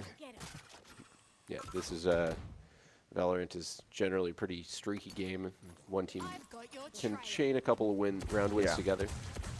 That's the way Econ works. And look at, they're starting to make their way into sight here. That's going to be the information for the Condors, that they should probably start to make that rotate. And you see it happening right now. But there's the teleport play as they get themselves back over to A site. The Condors bit. I said we might see some more TPs coming out because they weren't afraid to use it in first round there, and it's working out for them. 2 Condors down. Andrew, I don't know how they're going to get this one back. No, they went in guns a-blazing, but Willie off to a start for this. Is Sunter able to pick up one as well? And Willie get this third one. Unfortunately, not Spartacus has been holding his own all game. Shot down the rocket raise as well, Vapor there, and that was just a surgical round by the Maryland University of Maryland team right there. Went in guns a-blazing, took everybody out. It's a tie game now. Yeah, that's not what they were. That's not what they were hoping would have happened there. I think that's exactly why you're going to see a timeout happen, because these guys look beatable. They definitely have some smart plays here, but they definitely look beatable compared to what we've seen the Condors do before. Yeah, definitely. I mean, that was a really smart use of the teleporter there. It really sold the B push, and the whole Condor team collapsed there, and then was kind of fighting their way back in, and that made it difficult. But like you said, this Maryland team, as good as they've been, it's mostly been Spartacus doing a lot of the killing for them. So if they can take him out earlier in rounds, I know it's tough at Valorant to just look for a specific player, but just the rounds where you find him off the board, there's a good chance the Condors have a little bit more winnable gunfights. Not that no fight against Spartacus is winnable, right? Like he's also killable too, but he's been hitting shots so far in this match. The other good thing for them is going to be figure out. I mean, this is what they'll be figuring out in the timeout now, but is to figure out their approach. I mean, do you just start to set up, stronger individual sites? Do you keep trying to go for the split? Do you go for something more aggressive? Getting these retakes has been proven to be a little bit difficult for them. I mean, obviously we had that great one early on from Kevin, but after that the retakes have been difficult. If you can prevent those in the first place, that would be good. Yeah, you wonder if they maybe start to play a slightly more aggressive form of defense again. They're running the double duelist here, and maybe you can take a couple more rounds before the half. Yeah, well, that's seems to be what they're doing. You have Non and Kevin pushing up heavily on that side there. Unfortunately, they'll go down on B-Long and have to leave their teammates to defend B site by themselves. Thankfully, they got 2 picks, so it is an even matchup. Yeah, the double trade. Leaving it at 3v3 as the Maryland team gets on to B site, gets that bomb starting to plant. Condors are going to realize that and make their way over. Still do got Fraze around, though, so, I mean, you might maybe see him pop in soon, but fortunately it's going to be a lot harder now. Down to the 2 new rookie players on the squad, Sunter and Beanster. Show us your magic. Couple of warning shots going out. Yeah, you're not going to be able to stick that one, Beanster. Of course, they're going to have sights set on it. Yeah. Sunter is going to try to make his way around for a potential flank here, just to do some damage. Buying the body blocking for Beanster as he tries to stick it. He gets close. It's the most you really could do. I mean, have Sunter lead that charge. I didn't know. I couldn't see if he had any util left to check in there, but probably not if he had.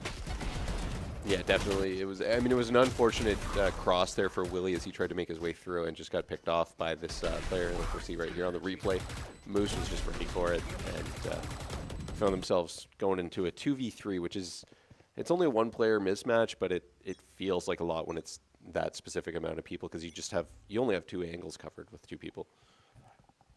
And now University of Maryland starting to get that swing you're talking about, a momentum, as they put themselves into the lead. Kevin, calling out a lot of intel right now. He knows that cross is going to come out, and he probably a rush onto this A site. And Kevin, you'd be right. That's precisely the call. And so much util goes down now. He tried to get the picks there. Moose does go down, but Kevin eventually eliminated Non, playing that duelist role right. Jumping in there alongside Sunter, his teammate. And there's another potential pick. He can't take him down, but Non will clean up the mess. Down to the last one. The Rays from University of Maryland is trying to get away, but EX cannot escape. Yeah, nice play by Non. Use that teleport. Find another angle on that Rays there, and just makes no mistake on the shot. Tied up again. We thought potentially this could be a close matchup. Both these teams 0-4. And if there's any team we had the chance to take down, it would be them. And they are both playing as if they are even on the leaderboards. Yeah, definitely turning out to be the close game we had anticipated, as both teams 5-5 right now. Winning, I think both teams are in the comm saying, this is our winnable game, and we're going to see them potentially really start bringing it. Yeah, because that's something we said that we saw the team, the Condors, fall into last time, is saying, well, we're not winning this, let's just go have fun. And they started diving in. It was working a lot. Eventually it got cut off. But here I feel like they're definitely going to try to play to their game a little bit more for as long as possible, knowing that this is, as you said, that potential. Is that going to get them some information? It does split up that push a little bit. You're seeing that aggressive pull there from the Condors around the other side. We're going to have Non-TP back on over to the site and try to help them out. They're going to get a first pick there, bringing things back down into an even matchup, 4v4. Plant is trying to get down there. We'll see if the rest of the Condors can keep it from going, but no, they'll get the spike planted. Yeah, the Condors, Non using his ultimate ability right now just to get some visuals on where the opposing Maryland team are. He gets the sights on all 4 of them, so he's going to know they're right there. He's going to try and jump into the fray right now. Oh, he's got to watch that corner, though. Yeah, he gets picked off as he tries to take the corner there. Over on the other side, we do see his teammates trying to make that flank around. It's up to Sunter now to get the last 2 and the defuse. We got the paint out. I don't think it's going to be enough, though. That wall is going to make sure that you cannot see what you're shooting at, and I don't think he's going to make it out of this. Yeah, that was a tough one for Sunter. Not really a lot he could do except for try and go for it. Didn't work out in his favor right there. But yeah, that's just an unfortunate one. Non used that ability earlier in the round. He got the sights on where everyone was, but Jinho was able to pick him up. And then as the supporting Condors players came in to try and help out, a good flash by Jinho stuns them both, and he just has 2 sitting ducks right there to finish off what they had. Sorry, I cut you off on the now. No, you didn't cut me off at all. Oh, you were finishing your sentence, and I was flowing into my next one. Right, okay, of course. You cut yourself off. Yes. By stopping. Keep going. I was trying to be polite. No. Speaking of rude things, Non with the operate there takes out that first player. Hey, it finally worked. Yeah, you'll love to see it. I mean, they're going to spend all their money. It's a round switch now. Not trying to just be, oh, there's a hand there. See if I can clip that, but can't. Hope and expect to get that extra push out there. But he does get the information that a player is over there. We'll see where Maryland ends up going. They've got the Viper on an A flank here, and I'm wondering if that's where they'll end up pushing over to. But the Condors up an extra player. Should be in a good spot. But I was saying before, is good for the Condors. Again, I feel like they've got an aggressive comp moving on to attack. I'm hopeful that these 5 and potentially 6 wins that we'll get here on defense really plays to their strengths on offense. Yeah, definitely. I mean, this is like what you mentioned beforehand, just to have that that offensive loaded team. If you can break even on your defensive round, that is a really good sign. So hopefully it translates well into like the proposed plan. Non able to pick up one, and Willie gets another one in EX there. Now just the one Tejo remaining. This looks like the Condors round, but they got to be careful. Yeah, it's Spartacus. We've seen what it does before, but a great hold. The classic musket standoff. One guy crouching in front. One high, one low. And that made it too many people for Spartacus to shoot at there. And that was a whip fight. It's keeping it completely even as we head to round swap. The fact that these guys are both 0-4 could not be more accurate in its prediction of them going even throughout this whole series. 6-6 on the round swap. Yeah, right on the dot. Perfectly even, perfectly balanced. As all things should be. Is that a Thanos quote? That is Thanos. Yeah. Oh yeah, I've seen the memes. You haven't seen the movie? No. Have you not watched the? No. It's going to be a long discussion. We can have it another time. Interesting. I just never got around to it, really, actually. It's TLDR. I meant to. I think you should watch the first 3 phases at least. Yeah. Very good. Speaking of very good things, Non and Beanster kick things off for the Condors. You know, maybe the attack's working as anticipated. Yeah. They are watching for the flank. They know that Viper goes potentially around the backside, and Willie was right. There's a moose coming in from behind. Stay out of the way of those. Yeah, watch out for the moose. Got Jinho coming up on Kevin right now. Oh, yeah, he's just diving in there. Hello. Come on, Kevin. Hit your shots. He's laughing about it too. He's like, "What is going on?" That was. Oh, Jinho able to pick up 2. Uh-oh. Uh-oh. I mean, they got the bomb, but he wants the kill. Jinho picks up the 4-piece. Condors still get the round, but yeah. I think that I'll have to say that probably was the sloppiest play we've ever seen from the Condors ever. Yeah. You know, Kevin was like, he was laughing. He was laughing while it was happening. Yeah. He's like, oh, why didn't I pick the classic? I could have at least burst fired there. Yeah. That was really funny. Well, I got the win anyway, so that's all that matters. Yeah, exactly. We will forget about the past. We take those. We accept them. We're not happy about them, but we'll take them. That's the way she goes sometimes. But look at this. They've got an empty site. There is just nobody there. Yeah, a lot of real estate there for the Condors. They set up shop. Ooh, watch this flank here from Willie. There's a big potential. That's 1. Pushes up on the rest. That's not 2. I got ahead of myself. We'll get the spike down here so they can back off and just defend. Yeah, a sharp shot by Vapor to mitigate that Willie attack coming around the corner. But Condors have good time to get in position right now. Oh, that's going to be hard to shoot him through that, but the burst is going to come here soon. Yeah, Tejo making room to get University of Maryland on site, and it's working right now, but they are losing too many players as Non just sits in the smoke and holds down his trigger. Yeah, absolutely. That was a good hold from Non and Kevin in the right spots that they needed to be in. Just had to make the shots. Just got to take your shots. They've been having good success. I mean, apart from the very sloppy is there anything 7th round win there. Is there? What would be bad success? I don't know. It sounds like an album name. Does success imply, like, is it implied that it's good? Success, but at what cost? Is what I would think of a bad success. Okay. If you're going, it would have to be maybe a morally bad for it to be a bad success, I think. Well, that's on topic then, I guess. You should go watch the MCU. Perfect. I'll philosophize. Philosophize. Big thinking.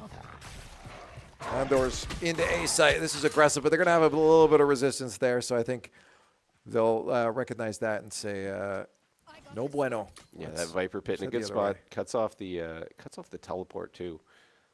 At least the long teleport. They still have the little one they can use. Or sorry, is that a one-directional teleport? Yeah, it's one directional. They could use it, but they got a lot of space to cover to get They'll there. have to go around the other side and then get back to where they just were. Yeah. This is good, though. University of Maryland is still holding 3 players on B site, so the Condors are going to have a great chance to roll in here, and that's exactly what Sunter does. Rolls out right into a great position to be able to cut off that return of those other 3 players from University of Maryland, although they're starting to chip away at us as we start to fall like flies. Great pick from Kevin. Looks for the second. Beautiful play there, but Gino takes out another. It's just up to Kevin. He's got, even if he got a kill there, a Viper coming up behind him. Yeah, it was a good play by Kevin, just unfortunately not quite enough. Jinho, credit there. He hit all the shots he needed to and took out the remaining Condors. Things stay close, 8-7. Condors have the favor, but it's not a comfortable one. You just got to keep hoping that their offense can find the gaps they need to. But they have a good answer in a team with a lot of abilities to this 2 duelist setup. The Viper Pit has proved troublesome time and time again. We'll hang out mark in the corner there. Oh my God. Sunter flies into his death. Every time he gets in the air, it feels like he's been taken out. It's just the University of Maryland is watching out for a flying raise every single time. They're doing their aim trainers, that's for sure. They're just picking off those high-flying raises right there. Spartacus has been dangerous this round as he picks up, I think, 4 out of those 5. Yeah, that wasn't a pleasant round for them, and we'll head back to a tied game yet again. Yeah, Spartacus hit all those shots. Just made it difficult for the Condors to really get set up. I'll give the shout out because it was Addy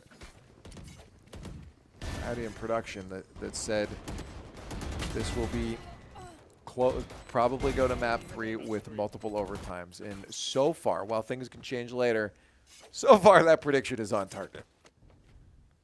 Yeah, I mean, if there's anyone who knows esports, I would say it's Addy in production. He generally is pretty intuitive when it comes to these sort of things. Yeah, I'd like to see him do a flip reset. Yeah, that's true. It's the one esport we have the upper hand. We'll teach him. Although I'm sure with a day of practice, he might beat me. A day of practice, you think? I don't know. What I think Rocket League's a little harder than you're putting there. I don't know where he's Where'd at. the Condors go? They died. All of them. They all died. Let's ignore that one. Back to Rocket League. Yeah, to the hands of Vapor. No, okay. Obviously, Rocket League has a lot of nuance to it. It's an acquired taste. Yeah. It would take a while to get to even plat. Yep. That being said, I don't know how much Addy has played. He might have played some. Maybe a little bit. I think his observer account that we use for the games though is like rank 1. Right. Oh yeah, I don't think anyone's played that. Yeah. He's a grand total of 5 hours, and it makes him sick. He says. All right, perfect. Winnable game for me. That's great. You just gotta keep the ball above him, and he'll start throwing up. Yeah. Just no ball cam when you're starting out. Yeah. Well, this is not Rocket League, so let's get back to this. Let's hope this round goes a little bit better than the last one, because we disappeared fairly quickly. We were hoping that the attack would maybe be the upper hand for us. So far, I mean, it started all right, but it quickly turned out that University of Maryland knows how to handle it. And they do have, in my limited experience, what looks like a good defensive comp. So I'm not surprised that they're able to hold us off pretty decently. A lot of util coming out right now. Buys a good amount of space there for University of Maryland, but there's still a lot of time for the Condors to get on there, and they're starting to get the picks that they need to push in, but they don't have Spike. I wonder what Sunter's going to do. Yeah, absolutely. You got Kevin going back to pick up that Spike. Looks like they're going to try and get back to the B site there, make their way through. But there's just so much. There's the Astra smoke. There's that Viper wall that finally dropped. Now the Condors have their opportunity to go in. Yeah, they got to watch out though. Okay, it's over to the side, so it doesn't matter. It's really not going to do them a lot of damage there. That ult there from the Tejo, not the best. Beanster and Sunter working together to take out 2, and it's just down to that Astra that is up in the window, and I mean, realistically, they should be able to lock this one in. Yeah, this looks like another Condor round, hopefully. Vapor can be dangerous. We've seen them hit shots. Yep. But we have 3 players. And realistically, as long as they're communicating and playing together, they should win this gunfight. Yeah. Ties things right back up. We've been dead even here. Just seems like no team has won more than 2 or 3 rounds in a row. Yeah, but no one's really had a strong lead. I think Condors had 4-1 at one point. Oh, right. Okay, yeah. They took 4 it. right off the bat, but that was kind of game. Everybody getting their feet wet, getting the game started. Since then, it's been, really back and forth. It was 3-1, and then... Oh, yeah, no, it was 3-2. Yeah, 3-1 was the longest lead, yeah. Good start for the Condors here, picking up a couple early picks. Oh. Well, Nine knows where they are, and he's got Bucky. They try to take that corner. Oh, yeah, you see him ducking the bullets. Coming whizzing right by his head there. He tries to make a peek there to get a poke, but does not get any points out of it. Yeah, Yex was just kind of ready for them there with that spray through the wall. He kind of had non-cornered around that box. Willie's going to get himself in there to try to just see if they can locate where any of the players are on site. They found enough there, huge, as Sunter makes the initiation, drives his team onto the site, gets double digits on the board. Yeah, that was a good cohesive attack by the Condors that round. Just made sure they kept all of the Maryland players at a distance with, the limited space buying abilities that they do have on their repertoire. They were able to keep the University of Maryland players out of there and hold off for that round win. That's good. They can, again, keep this lead. That would be lovely. I mean, they have the opportunity now that they've put themselves right over that threshold of 2 numbers on the scoreboard, 1 and a 0. It can sometimes help you mentally just to feel like you're right near the end. Yeah. Does feel close once you hit those double digits. Feels attainable, within grasp. Well, they've got the split push going on as they try to get themselves the intel they need. Non pushing in real heavy there, and he's going to get a pick out of it as well. Vapor goes down. Vapor's been a problem alongside Spartacus, so that's a great player to have off the board there. It's just Yex on site. They'll keep the rest of the Condors out a little bit here. A good trade as the Condors get onto site. They should be able to get the spike down. Yeah, definitely a good trade. Anytime you can take out Spartacus. It's going to give the Condors a little bit of a window to get this bomb planted. But they got to watch out as there's Moose right around the corner, takes out Kevin. Oh yeah. Sunter's in a bit of a bad spot there, yeah, and he does get eliminated by Jinho. Non on the back of site there. Gets eliminated too. That's all of them down, and a lead extension is not in the books. No, Jinho has been a bit of a sleeper, just really hitting their shots at important points. Yep. Usually like a 2 or 3 clear to end a round. They're finding themselves tied again at double digits apiece. Both teams 10 and 10. Just could see overtime. I mean, if you go based off of what we've seen so far, it will be overtime, and it will be a long overtime. 10 rounds of overtime. Because, again, since I believe the beginning there, I don't think anyone's had much more than a 2-point lead. Yeah, looking at that, yeah, 2-point lead has been the biggest lead. Yeah, these teams are battling.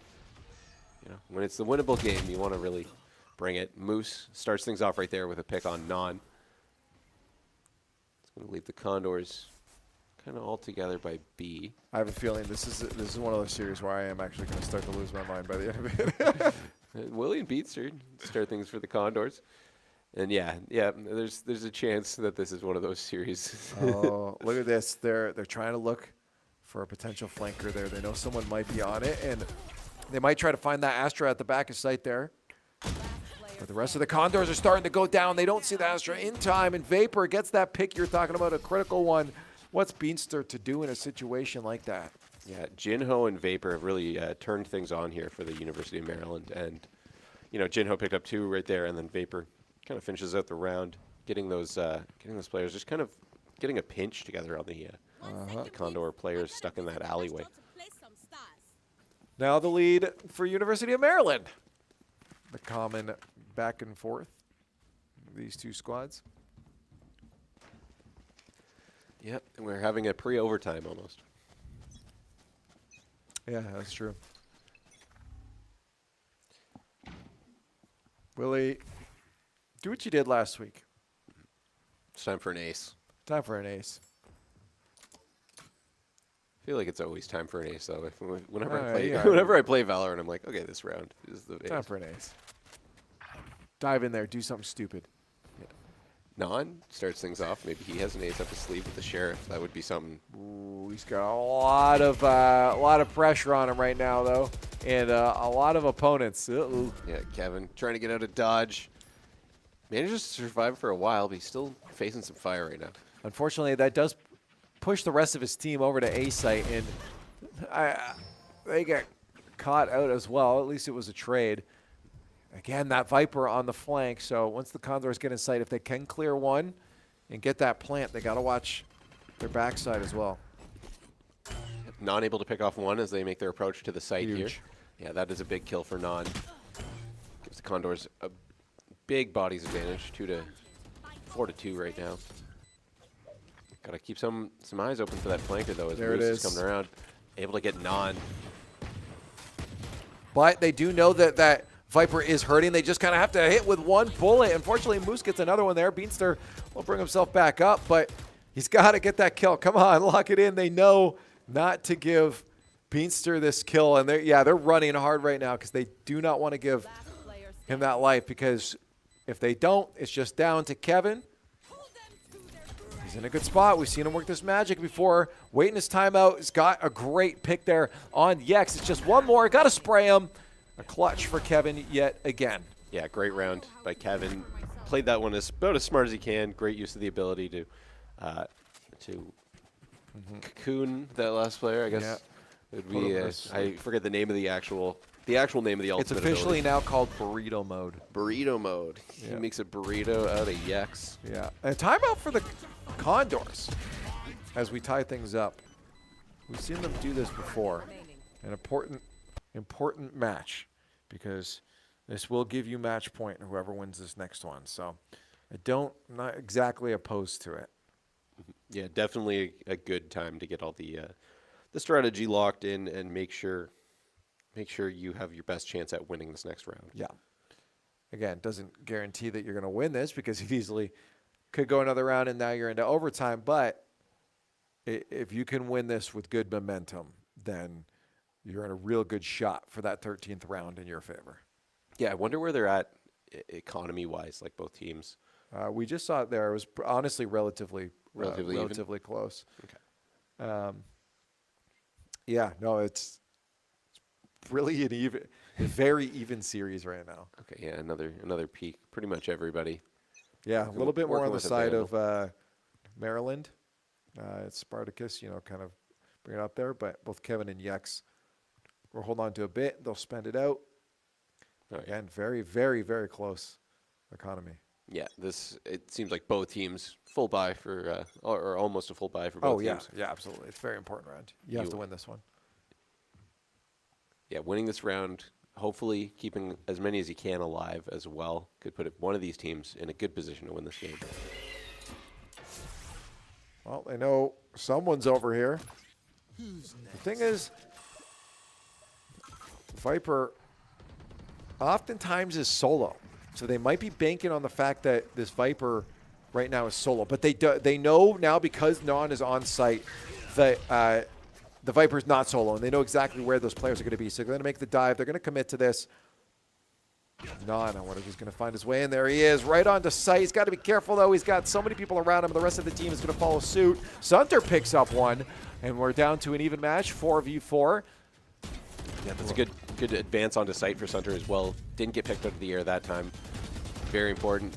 Got to watch out for the spraying Moose, though. Oh, no. Yeah, that was a problem. Vapor, the bigger problem. The win goes to Maryland, and match point is in their hands. And I'm curious now what the Condors are left for. We did get 3 kills at least, but a round loss certainly hurts us. Yeah, not a lot to work with. Facing the end of the match here, you've got Willie going with the Sheriff, Beanster on the Stinger, the Judge for Non. Sunter going to hold strong with the Vandal there. Yeah, not most ideal situation. Nope. But I've seen crazier. There's a chance. We'll find out. They're just going to full rush it onto A site there, hoping to make the most out of surprise. And it's working so far. They pick off the one there. Non gets that kill. And they should be able to get spiked down. But the rest of Maryland is there. TPing on over, but that is going to give the Condors the information that they need to know that they're going to approach from that side there. Great hold from the Condors. The surprise factor is exactly what they needed. They can't lose focus now, but things are looking up. Yeah, definitely. Having 5 versus the remaining 2 University of Maryland players is a good spot to be in. Willie gets that plant down. Sunter makes it just 1 University of Maryland player left in that Viper. I don't think you can flank 5 different people. No.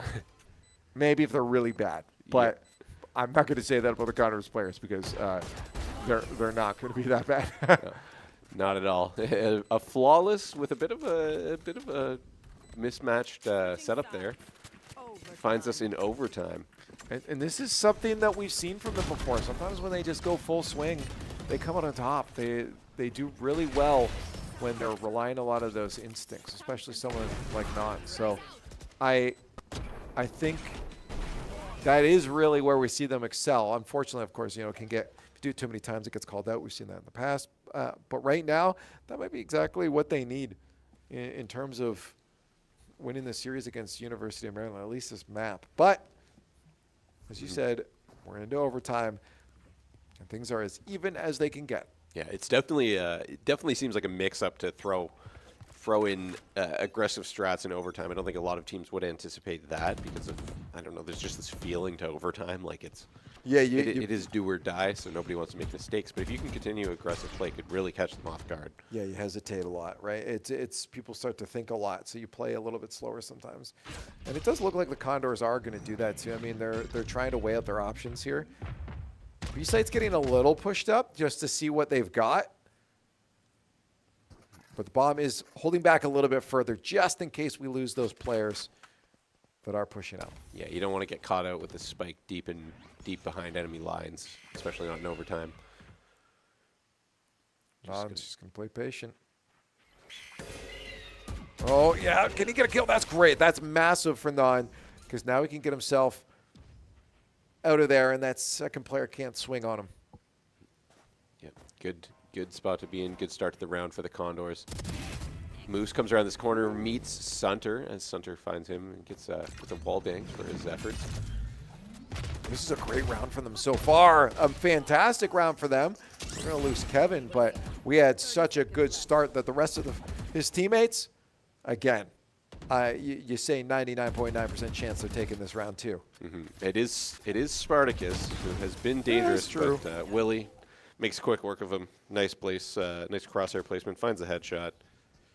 Condors on the brink of victory. Yeah, the good thing is we're not giving them kills either, right? Like we're starving them of giving them bodies. So I think really momentum is swung in our favor, but of course every time you gotta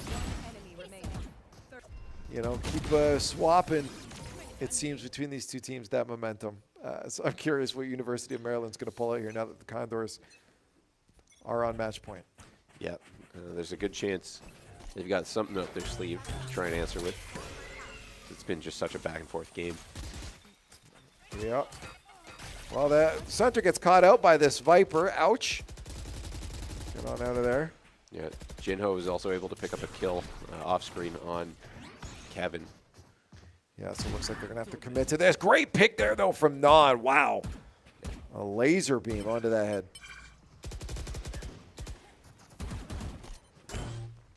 Another shot, another good try, but yes, able to pick up both Non and Sunter. Willie able to trade him out finally. Just 2 remaining for the Maryland players and 2 Condors left as well. This is about as close as it can get as the Condors try to finish this one out. I'm curious. Yeah, they're going to try to get information. That's tough because you don't see where they actually are. You don't really get on site enough. TP over. Yeah, good call. You've got your team out on the other side. They've got to make a full rotate. Because if they are on A site, it's going to be so easy for them to get back to B site. But here, yeah, you just have such a great potential hold for A. Yeah, Willie gets the ultimate out as well as he picked up that ultimate orb. Now they just need to hold this line. Oh, Beanster, nice shot. Oh, this is it. Certainly, this is it. Who's on the other side, though? That is Vapor. Watch out. Yeah, Beanster knows around the corner. Play it safe. Play it safe. Let your teammate help you out. Yeah, get the double up. Willie tries to make the push. Unfortunately, he gets taken down. Beanster on the reload, on the switch. Vapor just does what Vapor's been doing and gets the headshot, gets the other kill, and gets the bomb diffused. We're going to more overtime. That was so hard because, again, Beanster trying to get the surprise factor ends up putting himself in a position that's not ideal. Has to wait for Willie to, I think it was, to join him. And unfortunately, by that time, they had such an awkward angle, and they just couldn't make that push. Yeah. Yep. Unfortunate for the Condors. We get to see more overtime here, though, and see who gets to pull ahead, trying to find themselves at match point as well. Condors back on defense. Jinho takes out Non. Yeah. We're hoping we get the early picks. Yeah, they've been making a lot of difference in this game so far. But Kevin with an answer. Let's go. I think he got sight of another one. He wants out of there. So he'll get himself back over to the site. Just gets away in time, but unfortunately, through the wall, Jinho is going to pick him off. Yeah, nice shot by Jinho. Yeah, that was insane. Have a good guess at where he might be waiting. It's the wall bang headshot. It's up to Sunter to hold down this site right now. He's got quite a few Maryland players starting to shark their way over to him. Willie's got the cross, but it's not going to do anything for Sunter because they take the shots from inside. And while Willie gets one, I don't know how he's going to be able to handle the rest of them. I think it's a he did second. Get one. He was able to get a trade out there, but yeah, it's a difficult spot to be in if you're Beanster right now. Gonna try. Yeah, I mean, aggressive push. That's the right call, potentially. Nope. Not when Yex has the judge, or is that shotgun? Is it the Bucky face. or the judge? The shorty. The shorty. What's it called? The third. Yeah. The third different shotgun. Shouty. It's unfortunate for the Condors there because now we're playing from behind. Yeah. University of Maryland is now at match point. I told you 10 rounds, and I'm hoping I'm not right. Yeah. I mean, you've made some intuitive guesses before, but yeah, for the sake of the stream moving along smoothly, be nice to get to the next map. But again, you do want to see the Condors win this one, so maybe 3 Condor round wins in a row, and then we call it map 1. Yeah, let's do that. Just like Coach Andy. Throwing it up. Oh no. That's wouldn't recommend doing that. Okay, well, it's funny because I was about to say, it seems like everything we're saying is coming true, and then I thought, okay, well, we're gonna lose here, and those cards are in hand. Now it is not out of our hand yet. No, it's Willie and Kevin who have been pretty good tonight. They've both been hitting their shots, finding themselves in situations where they weren't supposed to win and making it out of it. So Kevin specifically, yeah, has been on that clutch train. So we'll see if he's got another one in the cards. But they will meet their resistance on B site. And they know where one of the players is, which is going to make it harder for them to get on a site confidently. especially knowing that they could have, flank back there. You see Willie taking a peek back, and there he's dropped down. Yex takes out Kevin. It's all up to Willie now. One, but not two. And overtime is going to go to University of Maryland. Yeah, not the overtime result you wanted for the Condors, but they do have another map. They might have 2 more maps. Yep. To get these to get this win going. It's a winnable game for the Condors. I mean, it was so close. It's literally back. Yeah. Literally back and forth.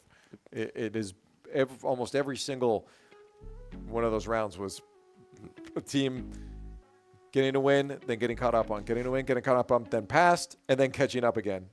It's just, it was a complete back and forth for these 2 squads, which makes sense given their standings, both being the 0-4 squads in this division. Yeah, definitely back, and we'll see if that if that continues going into the next map. If you're the Condors, what do you try maybe making a change to the double duelist strategy here? See if I guess it depends on the map. It's hard, which would be that work, yeah. The next map was last one is bind. split. This was bind. This was bind. Pardon me. And then last is split, and I forget what the one in the middle is. I also forget the middle one. I just remember bind and split because we play them so much. But I told you I'm going to lose my mind by the end of this series. Well, bind, Haven. Huh? Haven? Was it Haven? It wasn't Haven. No, Haven was banned. I don't know. Production said Lotus. Lotus, of course. How could we forget Lotus? Yeah. Beautiful map. Yeah. The cherry blossoms. I could forget everything right now because, again, I told you I'm going to have no brain cells by the end of this. No, yeah. It's just so back and forth that it's such a swing as a caster that you're like, whoa, they won and then they lost and then they won. Hope you saw that, guys. Yeah, it was a very brief map. I mean, we already know what they are anyway. So, yeah, no, Lotus will be a good chance for the Condors to get their map win and see if they can take their first match of the season. Yes, that is very true. I wonder what they're thinking right now. Kevin looks like he's thinking real hard. Yeah, a little sleepy maybe. Maybe a nap. A little deep in thought. Yeah. Yeah, nap. Yeah. A nap to get a little reset there. Yeah, let's all get a reset. Let's go to break. We'll see you on the other side to see if Condors can get the reverse sweep. Good luck today. Thanks, man. How I'm loving life these days.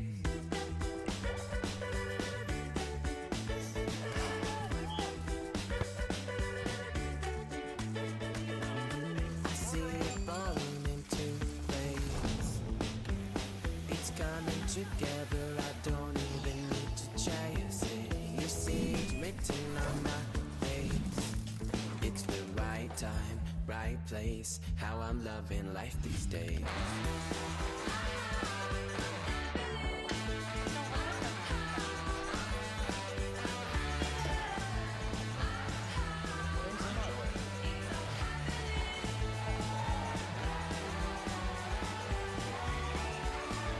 It's the right time, right place. How I'm loving life these days. Esports is for everybody. That's what makes this so special, where there's not a lot of barrier to entry.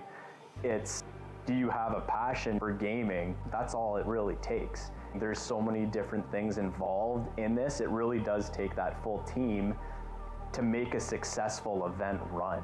And that's what this program does. You got the lighting going on, you got the video capture going on, you got the whole production crew that are packaging this all together, you have the shoutcasting that's happening. We want to be, that pinnacle for esports. We want students to come here, learn from industry best, and launch their careers in esports. You have that new arena that's being built. To have that investment through the college, it proves a lot. We're invested in this. This can lead to something really big and something really neat and something that you're really invested in. It's $1 billion industry, and we really can't wait to see where this goes.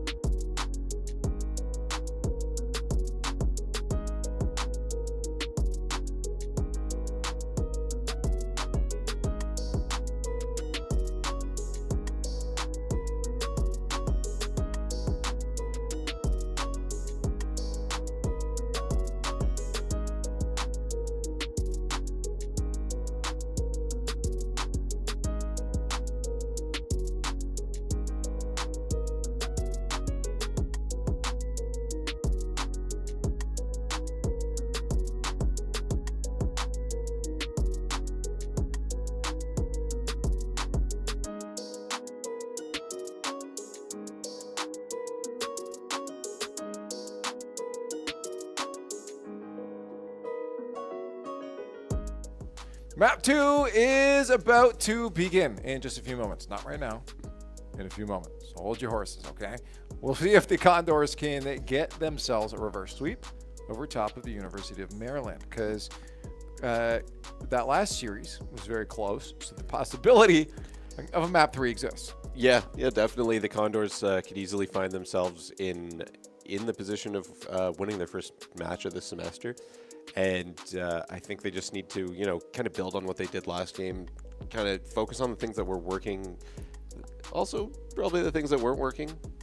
I'm just doing hockey coach speak. I keep doing hockey coach speak. Yeah. I also wanted to point out there's a phrase, an English phrase. This is not a you thing. This is just a thing everyone says. And I've only realized now that they could easily do this thing.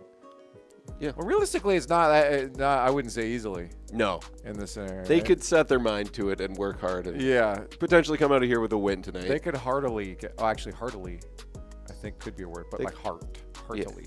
Yeah. Like a soup almost. Oh, I could go for a soup. A hearty soup. You ever have the chunky? Yes. The cans. What is it? Chunky something? They've got a lot of different specific chunkies, but I've had many of the selection. Yeah, those are good. I love stew. I'm gonna make stew. I make a really good stew. Nice. We've got a lot of a food theme here. Well, it starts to happen as the day goes on because we get hungrier. Yeah, that's true. Made a crock pot recipe. Yeah, I'd throw in the Instapot. Oh yeah, pressure cooker. Yeah. Speaking of cooking, let's see what the let's see what they're cooking up here with their team selections. You and your transition. You got to clip all of these out today. Oh no, I think you've had a couple good ones. I have to bury them deep in the stream so no. You've had two good ones and then one where you insulted one of our opponents. Oh yeah, that was bad. That was an accident. Oh, it was funny. Well, we got to go on here as we head over to Lotus. Our next picks are starting to come in. The opponent's almost completely, we're almost completely locked in as we start on attack. Mm-hmm. It's the other team that's rumorating over their options. Beanstar going with the Gecko. Mm-hmm. I don't think we've seen him play on that. And I don't mind the pick, obviously, having a little extra guy to help out. You were talking about him before.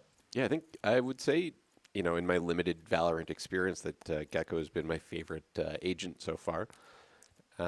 And that's mostly based off vibes, to be honest with you. Okay, I do like the delegation of the bomb plant and defuse. Going to be our only duelist on this one. Rocking in with the neon. And none of our opponents still trying to figure out what they want to do here. Yeah, looking like a very standard Valorant. Like when you think of a Valorant lineup, you think Omen, Raze, Yoru, Cypher, Breach. Yeah, that's it. That's what they went with. Maybe you switch out Yoru. He seems. Yeah, I can say the Yoru's the only one that's a little off. Yeah, back in the day it would be like a Sova, something like that. But yeah, they need a. Well, they're going with the double duelist this time, actually. Yours. Oh, yeah, you're right. Yeah, they're trying to kind of pull what we did last time. Well, we'll see if it works for them. Mm-hmm. We've only got the one, and the movement here is going to help Non. And that feels like what they're playing to right now. I was like, let's get Non in there. We don't need all that aggressive util right now. Let's help support this single duelist. Sunther, again, stepping away from that role this time around. Yeah, we'll see how it goes. This time, we got the Condors starting off on offense. See if they can just get some strategy together, get the ball rolling, and hopefully pull out ahead a little bit. Neither of the teams last game won 4 rounds in a row. So I think they should go B site every single time. Right down the middle. Yeah, just send her, bud. But that's not where they're going right now. No, it seems like they are actually playing a little more of a slow attack here for this first pistol round. Yeah, they're holding back quite a bit. They're letting Maryland come to them, and it's working so far. Sunther gets the first blood. Yeah, now they finally, they've got a little bit of recon, figured out where everybody is. They're finally starting to take their direction, go over to that A site. Not heavily contested right yet, but there is Yez around the corner there. Yep. Next one back off, and in goes Non with the Neon. Can't get the picks that we were looking for, so it's Sunter that finishes it up there with the classic. Sunter being pulled off of our duelist role. Now has 3 of the kills. Yeah, he stopped dueling us. He stopped being the duelist so he could duelist. Yeah. 4th one there for Sunter. He might get a... Can we get the ace? Hold nice. up. I don't think he's going to be able to get this pick, though. That player is very far away. Oh, maybe they're going to give him the intel that he's over there. I don't know. I mean, Kevin. They're probably going to run away. Yeah, it's going to be Kevin to clean it up. Kevin, why don't you leave him for Sunter?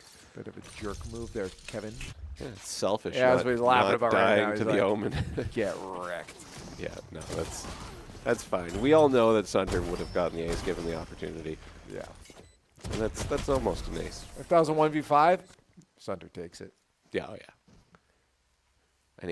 An ace clutch. I almost said H, which is ace and clutch put together. We are losing our minds.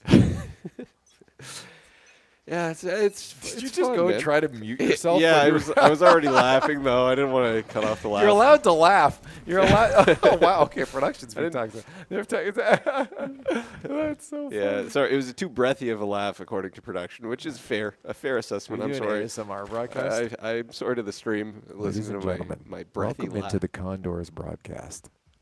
Today, the Condors play Valorant.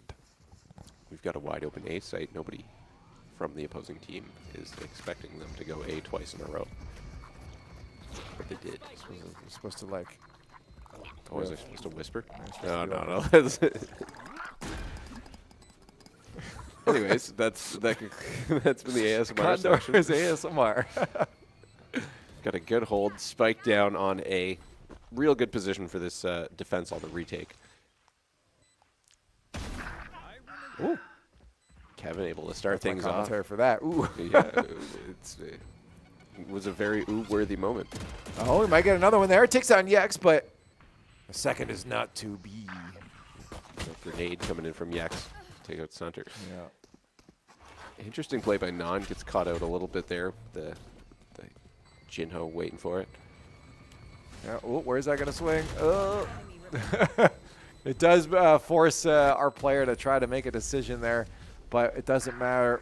We had the spike down, and it was up to University of Maryland to get in there and make a move. Yeah, they just kind of ran out of time. It was a good pick by Willie to win that trade and leave the 2 Condors in protective space for that omen. Couldn't really do anything there. Right. All right, guys, we're gonna win this. Make it big. 13-4. Let's really run it to them. And then over to Split, where we know they know that map. Yeah, the Condors like Split. They've been enjoying Split. Big Split enjoyers. Yep. Maryland anticipating A this time. They set up quite a few defenders there. Jinho starts things off with a kill on Non. That sucked. Yeah, not ideal for Non, for sure. He wanted to stay alive generally as the duelist. They're going to work a little bit more strategically as they make their way over to the C site. They're going to find a little resistance in Yex over here. Yeah, that sand pile was where Willie got the ace last game. Moose, though, not going to let Willie do that this time. Yeah, it's unfortunate. There's 2 players over there. They know where Moose is, but they got not fall for the bait. No, another player is around the corner. Spartacus is trying to make the peek and make his presence known there. He's going to be taken down by Sunter, who is on fire this time around. Kevin is getting 2, but Moose answers back there. The shot looked like it might have connected, but the first bullet came out on the side of Moose. Yeah, Kevin was hurting a little bit after that double kill and just didn't have the health to take that fight with Moose. I mean, I think Moose got the one-shot headshot regardless, but yeah, if you're Kevin, when you're hurting like that, you play maybe a little bit slower, and Moose was able to just line him up. It'll be the first round win for University of Maryland. Again, now neither team able to string together 3 round wins in a while. Yeah, I mean, 3-point lead is just not a thing between these two teams.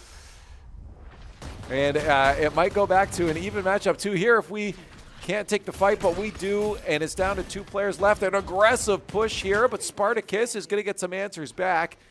3-1. It's just down to their Cypher as the rest of the Condors make their way onto site. Yep, the Condors are going to get this spike planted soon. I think with the Gecko. Yeah, the Gecko ability, putting that spike down. Make the sound that he made.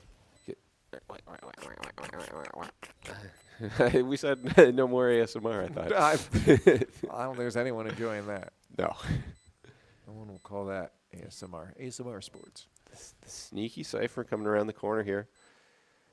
Not expecting the Condors to be where they are. They're probably going to get the jump on him. Now he knows. I gave him away. Yeah. It's no problem, though. Sunter able to turn that corner. Get the shotgun headshot. It's going to be another round for the Condors. Yes, it is. 2 in the lead. A chance for them to set a record between them and the University of Maryland matchup by getting another win here. Yeah. Giving themselves a 3-round win or lead. 3-round lead would be huge in this context. Let's just do a 3-round win. 3-round win. Whoever gets 3 points ahead first wins. The Swift Play series. Yeah, because like clearly University of Maryland, if you let that happen, you've fallen off. Yeah. You don't know what it'll do to the mental going down 3 rounds. Yeah. We do have a chance to see what it might do. Uh-oh. But Moose might get the jump on Willie here. Willie has no idea that Moose is behind that box. Yeah. If Willie moves forward there, it's done. Even if Moose takes the peak, they're pretty much done. Oh, this is so tense. Willie has no idea. He's going to back off, though. That's a fortunate intuition by Willie. Yeah. It's just, he had a feeling in his gut.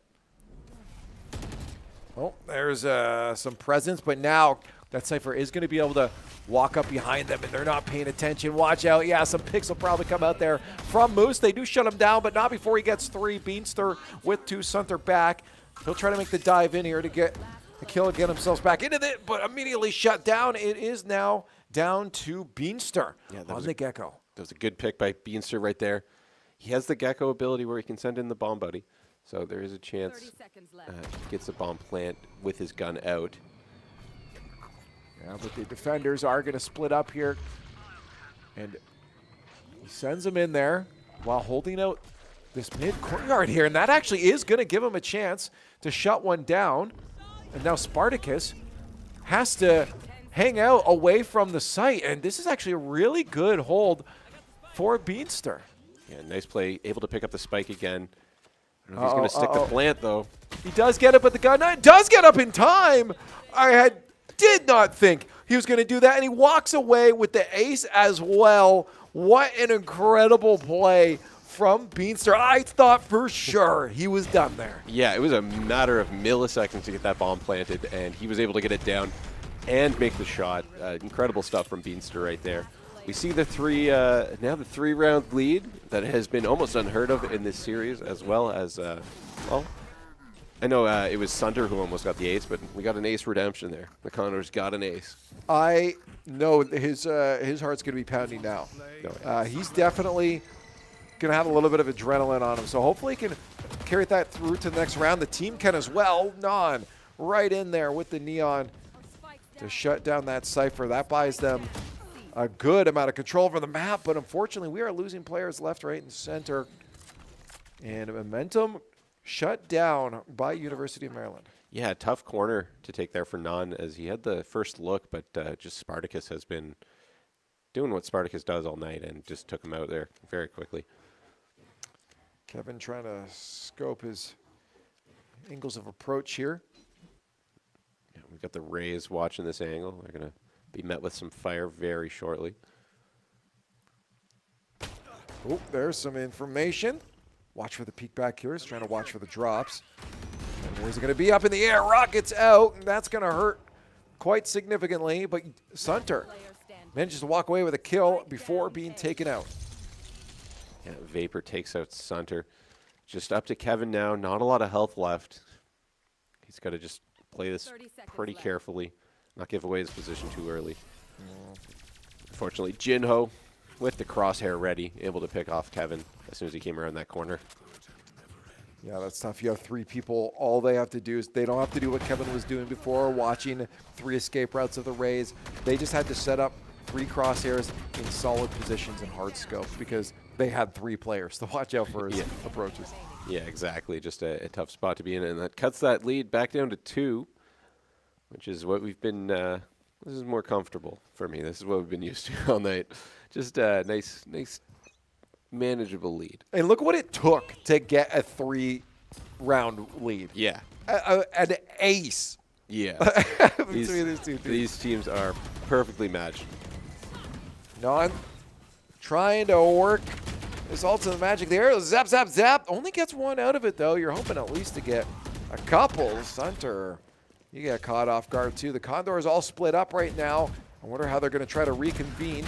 Got the Omen there that they could converge on, as that Omen is doing damage. Yeah, a good trade out by Beanster to pick up the extra kill of Willie, but it's just the 2 Condors left, and only one Maryland player left. Well, they're going to get that spike planted. This is good, too, because that Cypher does have to approach this side, and it's just to Beanster to hold that angle. Timing will be key here, but Kevin has the cross. Yeah, Kevin just got to keep peeking this angle. Uh-oh. Yeah, Moose with a good shot. Gets Beanster. Oh, no, that cage, too, is going to make it very difficult here, but he just pushes on through. Kevin says, nope, I'm out. And maybe he'll try again here, but the spray through the cage. And thankfully, Kevin clutches this one out. Yeah, nice composure by Kevin. Able to do that first fake through the cage and then get back in there, get in the action, and hits his shot. It's going to give them the 3-round lead again. I want to see his face on that return, because they honestly, to me, looked like I was pretty sure when he jumped out of there again after going through the cage, his face was full of surprise. And it could have just been his game face. You know, people have guitar face. Could have just been him just pressing the buttons to get out, but he's like, whoa! Oh, yeah. I made that shot. Well, no, it's leaving the thing. Yeah, he's just like, oh, there's a guy there. I'm going to make the shot. Yeah, no, they good start. Good spot to be in if you're the Condors this game.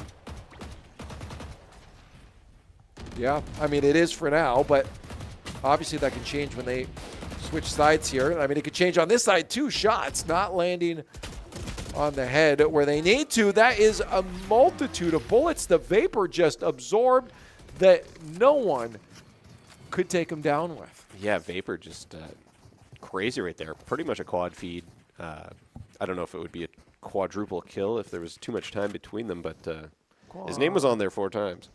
Yeah, that was unfortunate because it's not like everyone was. He was getting tagged, but it kept being shoulder, shoulder, shoulder, shoulder. Yeah, he had all the turns, got all the shots he needed to hit, and like in a situation like that, it's almost an ace, right? Like, you might as well be when you're under pressure close, like that yeah. to hit 4 kills. Pretty close and very unfortunate for the Condors. Unlucky, bruv. Yeah.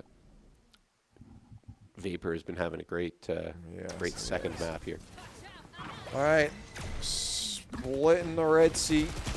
Oh, no, trying to get in there, but again, it feels like overall he's been a little bit quiet. I mean, he's getting some every once in a while, getting that early frag, but more often than not, he's not in play for the rest of the second half. In the second 2/3 of the map, each round. Good pick there for Kevin. And the potential, if he had just had a crosser on the head, he would have had that. Yeah, just a little bit too much movement there for Kevin. Oh, the collat, look at that. Yeah, Jinho with right spot, right time. You saw that bullet whiz just to the side of his ear there. Yeah, again, these teams very close back to a 1-round game here. Yeah, and again, I want to see what Non can do if he's alive for more than the first 10 seconds of a round. Yeah, for sure. Yeah, it just seems like it hasn't quite been his night, as he's not doing the things you usually expect him to do. Yep, fake out coming out. No, I can't resist it. Yeah.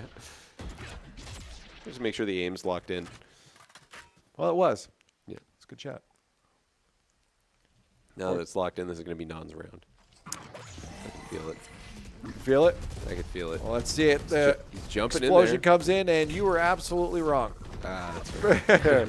He's dead, but the op is still out here. We'll see if that can do some work. Sunter and Beanstar getting to work. Good job clearing out that site. There's now 4 Condors left for just the 2 Maryland players. It is Spartacus, though. He's been dangerous with that Cypher.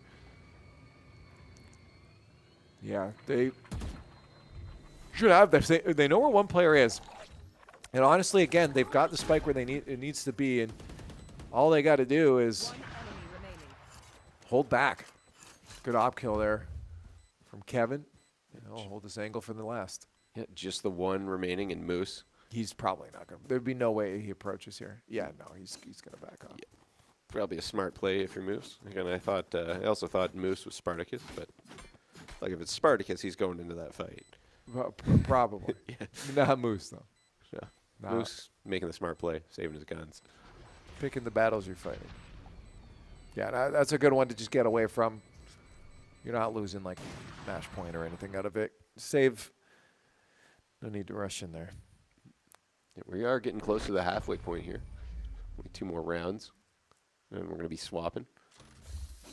See if the Condors can get, if they can string a couple of round wins together, they can pull ahead to 8-4. That's a good spot to be in going into that next half. It would be good, but I am worried about how the defense is going to go for these guys now.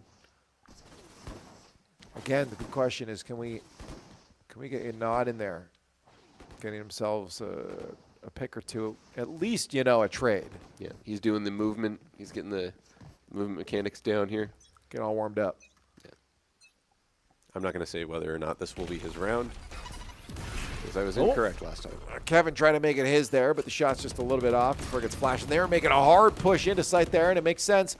They got the flashes out there, but only one pushes through before the rest back off, and right onto it. They go an aggressive defensive push here. What is going on? It's almost working for them. They managed to get a pick and almost some damage, but it does give the Condors the option to go over to see if they want now, but they're just hoping to see if the push continues, and it does. For some reason, Vapor decided that was a good idea. So smart hold from the Condors, and back to A they go. Yeah, and we've still got Non. He's alive. Still alive right now. Let's see what he does. Gonna lead the charge into that A site. Well, he's doing exactly that right now. Well, hop, hop, hop. Kill for him, too. We're going to get a non to the end of the round. Yeah, got a good chance to see a non at the end of this round. And we also got a good chance of seeing the Condors win this round if they can just hold off this Cypher. Moose not going to... Uh-oh. No, I spoke too soon. Not going to back out. No, that's okay. Beanstar's there. Oh, no, Beanstar! There we go. Did it. Non ends the round. How's that for sticking to the end of the round? All right. We've done it. This is it. That was the last hurdle that we Yeah. we just needed non alive by the end of a round. Yeah, we got Non at the end of the round. That's a good sign. We're good to go. Maybe a chance for a return to form for Non.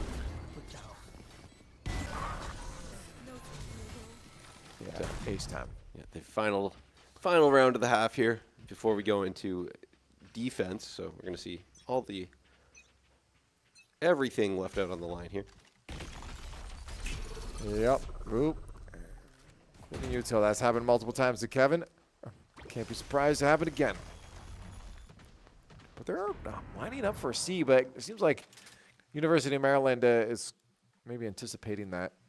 Condors regroup back at spawn and go to Ye Old Faithful, the one that's been working over on A. Yeah, A just seems to be their spot. They like this approach.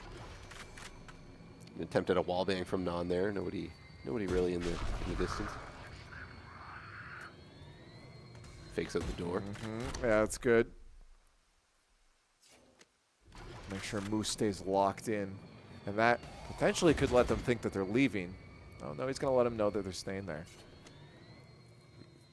Playing the mind games with Moose. Yeah, just let them know, hey, I know you're there. We're going to do it. But unfortunately, The second one might have been predictable and might have played their hand, to be honest. Maybe.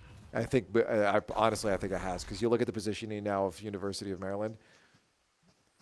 I think they're definitely not falling for that ruse. No, Condors don't have a lot of time to get this spike down now. Oh, not into sight, and he's dead. Spartacus, 1, 2, toodaloo. Yeah, good hold from Spartacus. Can't get the third, though. Kevin able to take him out. That's a good spot for Kevin. Oh, and Sunter got his kill, too. That's great. That gives us a good hold here. 4 players alive. Can we turn the corner and get another Sunter? Working some magic right now. This is potentially another round for us. We got to be careful, though, of that Cypher. Moose is on a roll. Get him down. Beanster, please. Shotgun him to the ground. Yeah, it was that was pretty hectic. Moose did a great job there of holding his own. He was letting all the Condors feel it there, but they finally get the kill on him, finish off that round. A good lead, a 4-round lead. That has not happened very often. No, and you see the excitement from Beanster too, a player that has tended to be pretty just stoic in his his composure. Yeah, his face is just kind of looks the same the whole time. He's just looking at his screen, But he did pop off on that one. Even when he got the ace, like he smiled, but he still felt reserved on it. Yeah. But you can tell he's feeling good now with that pop off there. Big smile for Beanster right now. That's huge. Did you see it? Yeah. I can see it right now. There you go. Oh, there we go. Okay. He's happy about that one. Starts things off with the first blood of the round. And Kevin pick up the next kill. Nobody also gets out of there, finds himself in safety. Yeah, he's got to feel good about how he's playing right now. Honestly, he's been a good cornerstone for the team, reliable.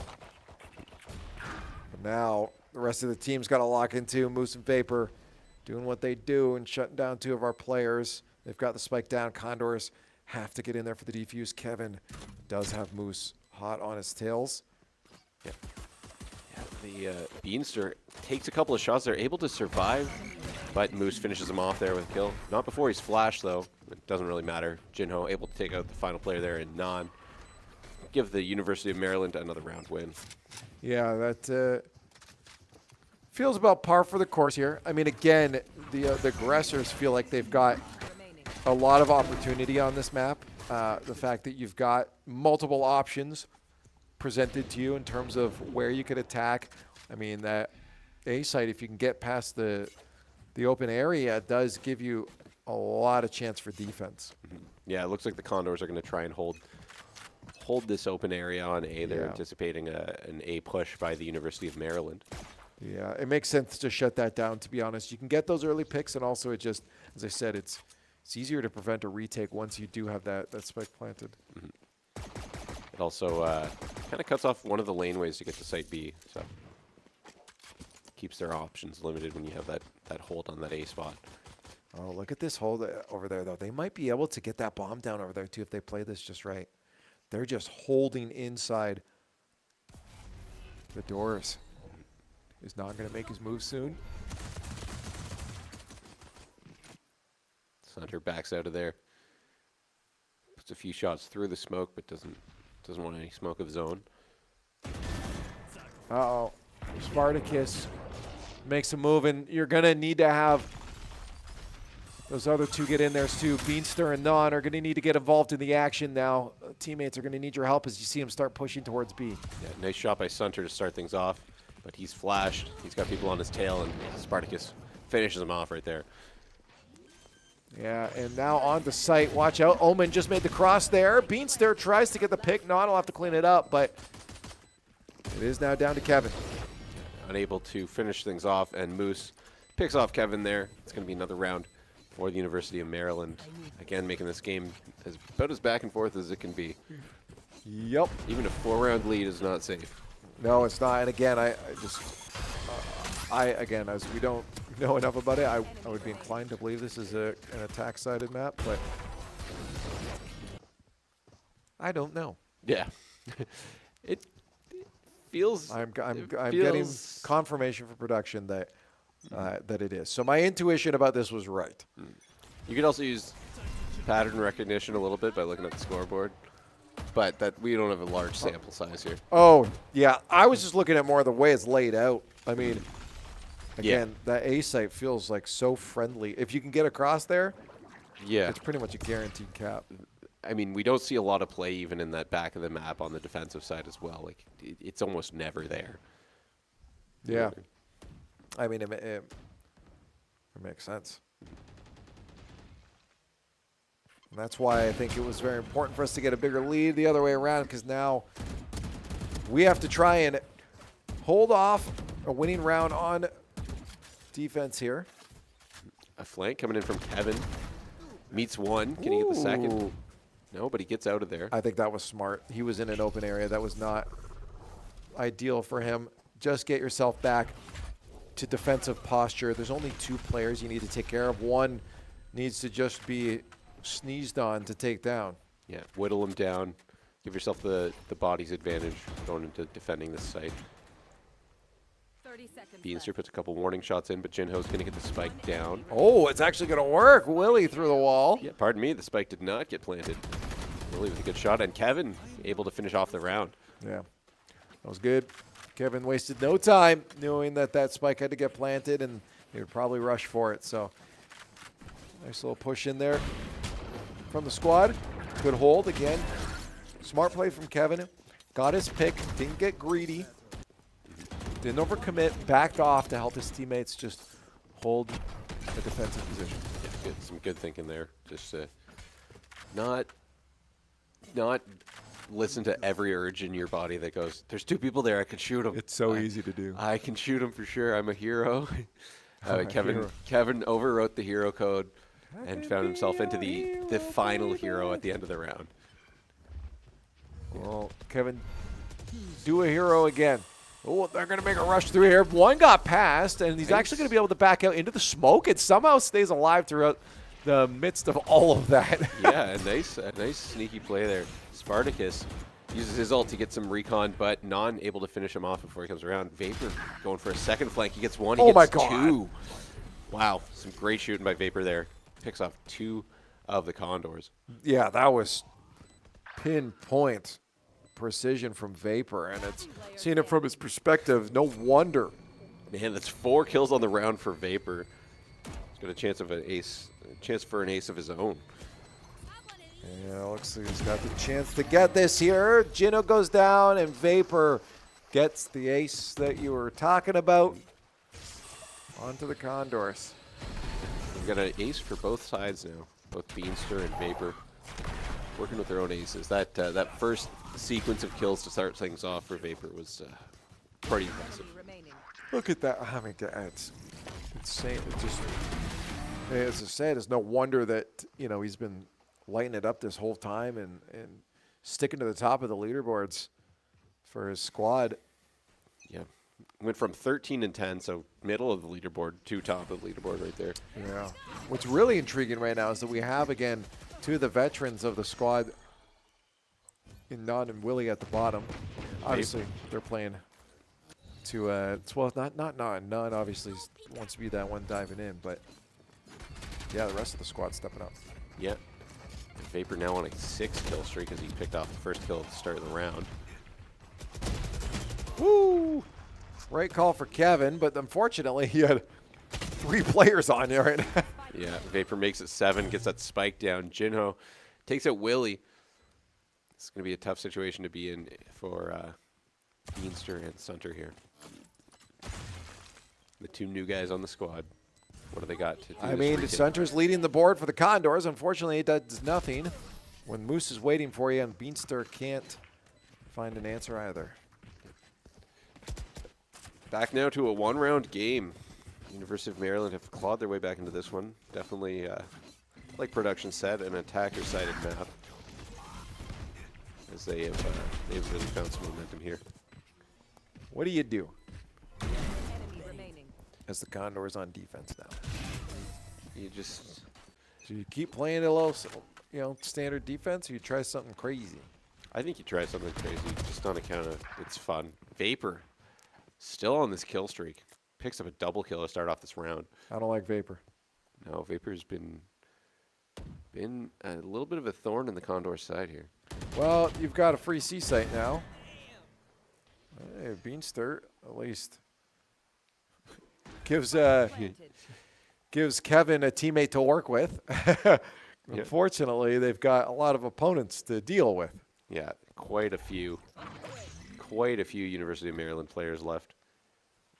It's going to be a tough retake for the Condors. They're not really even that close to the site. A lot of distance to cover, although if Kevin had caster view right there, he could have got a triple collateral. That would have been sweet. Oh, man, it's too bad he didn't. Yeah, it's too bad. That would be unfair. I think they should. Actually, I think there is a game that does this. Yeah, it's not out yet, but I've been seeing things about it. Where everyone has cheats. Yeah. Like everyone has aim, wall hacks and aim hacks. Yeah. Beatster. Yeah, he's just dancing around. He knows he's probably not living. Yeah. He was able to take out one there in Spartacus, though. Kevin able to save his op as well. Hands it off, though. Who picked it up? Don, perhaps? That's what I'm guessing. I think this is a smart time for a timeout by Rajante. You know, you drop a few rounds. It's not going well. No, you want to keep the composure.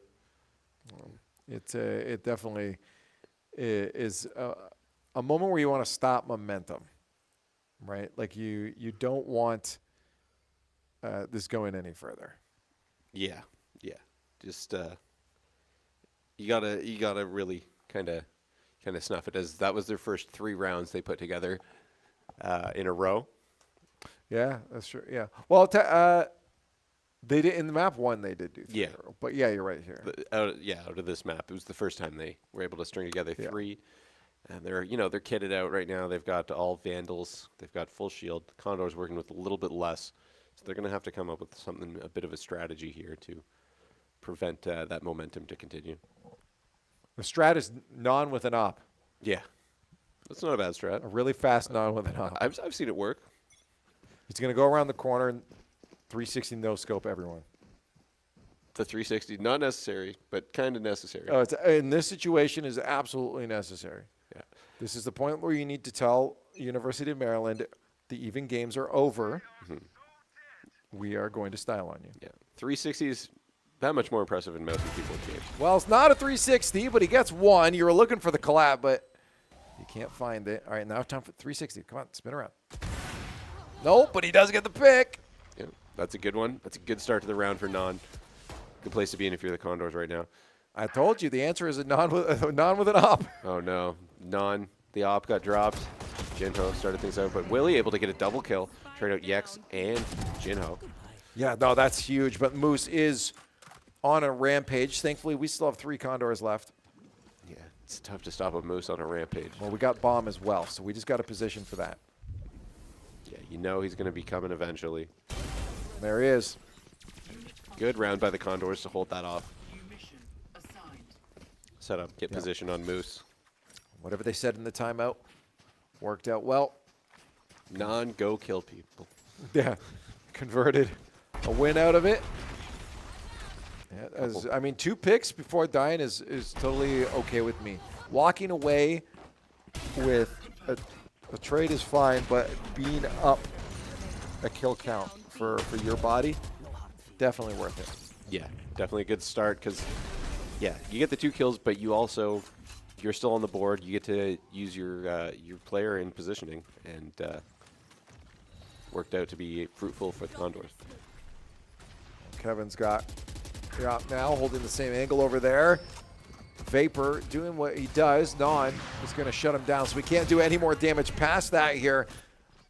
And back and forth down to a 3v3. Non, yeah. Good restraint. Didn't shoot that Yoru clone. I would have shot that Yoru clone.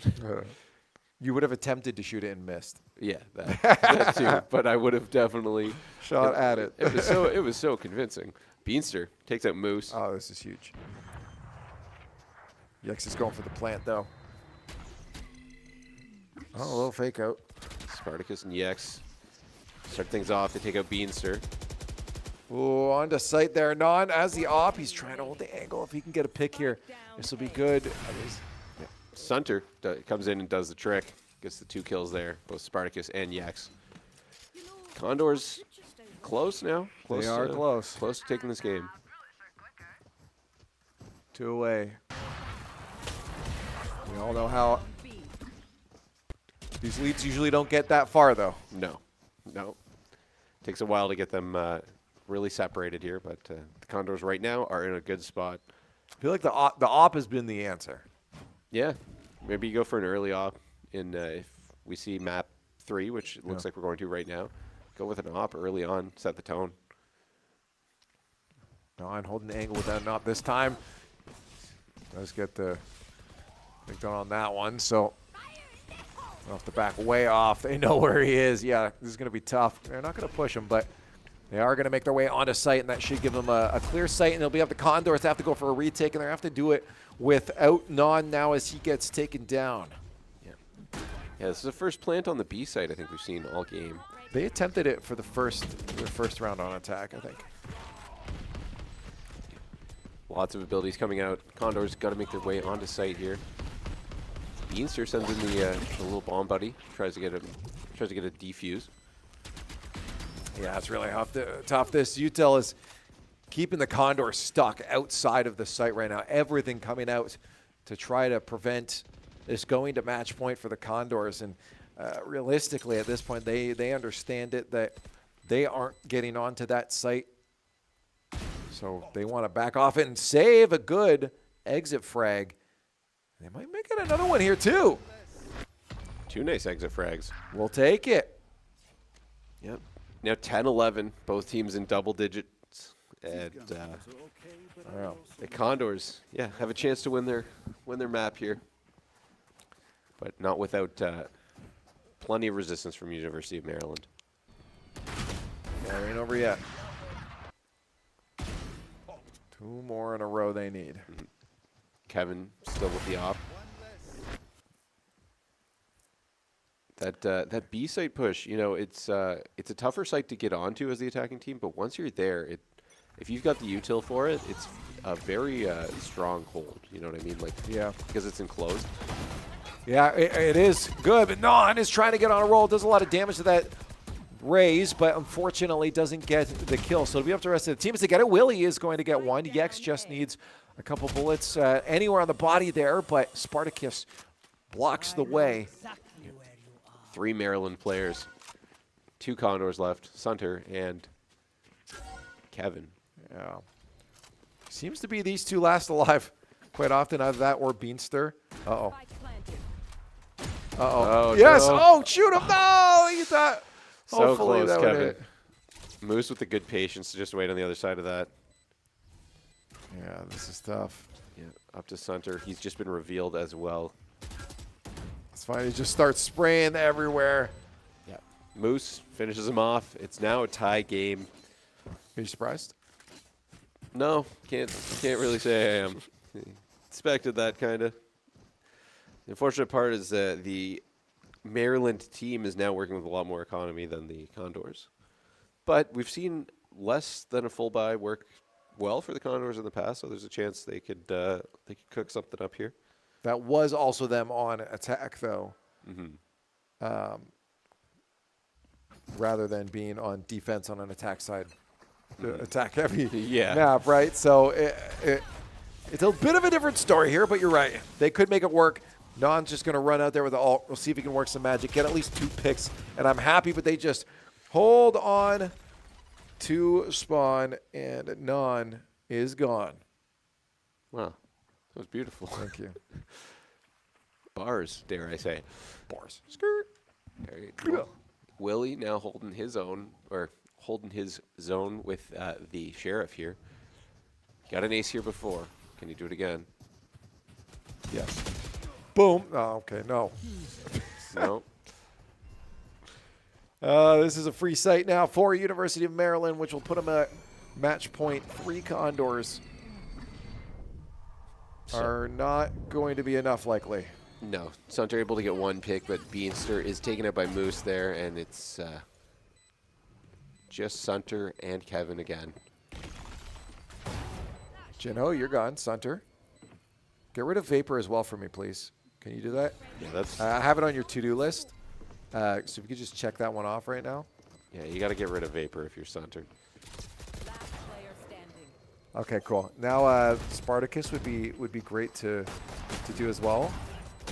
Ooh. Okay, or you could throw through the wall. I mean, a crazy wall bang there. That could have been good, but unfortunately, there were just way too many Maryland players. So, Andrew, I would like you to know that we are on match point again, with the Condors only one behind. Yeah, that's the situation. So that if we lose this next one, we lose everything. Yeah, that's the stakes. That's and we go 0-5. That's what I understand about this. Condors don't want to lose this one. Everything on the line. Time to clutch up. Yeah. Going for an interesting defensive growth. Comes for B. Spartacus gets the first kill on Beanster, though. Kevin able to trade out Moose. And Maryland is going to kind of back off, reconvene on their way over to the C site here. Yeah, the question is, do they rotate back to A? They've pulled all the Condors off. So the Condors do believe that, yeah, this is an all-in. And it looks like it will be. So they're going to be committing to that too. You see Kevin making the rotate. Retake's not going to be easy, though. Nope. Sunter getting some warning shots in there. Doesn't connect with anybody.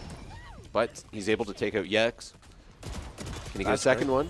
Unfortunately, doesn't get Spartacus, but his ability comes out. Gets shut down. Yeah, again. that's great, though. Look at that. Just one left here. It's down to the 1v1. Our lifeline hangs on Willie. Breach on breach. Hot. 30 seconds left. Yeah. Willie, you see a full rotate coming around the other side here for Maryland. Yeah, Willie realizes that there's likely no Maryland player over there, so he's going to start rotating his way through. Has to check B, though. Doesn't know where the Maryland player is going. Yeah, I know. This is so tough for Willie. It's really tough. Because especially getting over to A site and trying to get this defuse now, man, you really have to be smart in your approach. Yeah, there's multiple ways to make your way into this. Not a lot of breach abilities to work with. He just needs to get the sight set on the opponent first. An interesting plant. Gives him the opportunity for rotate. No one down far side. He's got the idea that he might be able to get half. And there comes in some abilities here. I'm wondering how's it going to go. He's just got to get the pop on the head. Big fight for Willie. He's got it out there. That's going to force him around the corner. Takes the shot and clutches it up. And the Condors stay alive for a little bit longer. Yeah, great play by Willie there. Really just used everything he had. Outsmarted the opponent player. Got him to move out of the cover there and able to clutch up. Save the Condors. We have a chance at not going 5-0. 0-5. Yeah, I wish we were 5-0. That would be sweet. Freudian slip. I was thinking about 5-0 because I love skateboarding. Overtime situation. Overtime it is, which is great because it does give us the opportunity now to put ourselves into a position of match point as we head onto the attack side. We've shown that we can lock in when it comes to defense, but can we do that again after this round? Yeah. Very clutch for Willie. Already abilities coming out, putting some pressure on the Condors here as they try to make their way over to this A site. Yeah, just by a little bit of time, but the Condors are not deterred. They continue that ever march forward towards A site. They're going to meet their resistance, though. They do have to watch because it's pretty heavy. Yeah, that full rotate around the backside by University of Maryland puts a good presence on A side as well. They still have that raise guarding that side angle getting into A as well.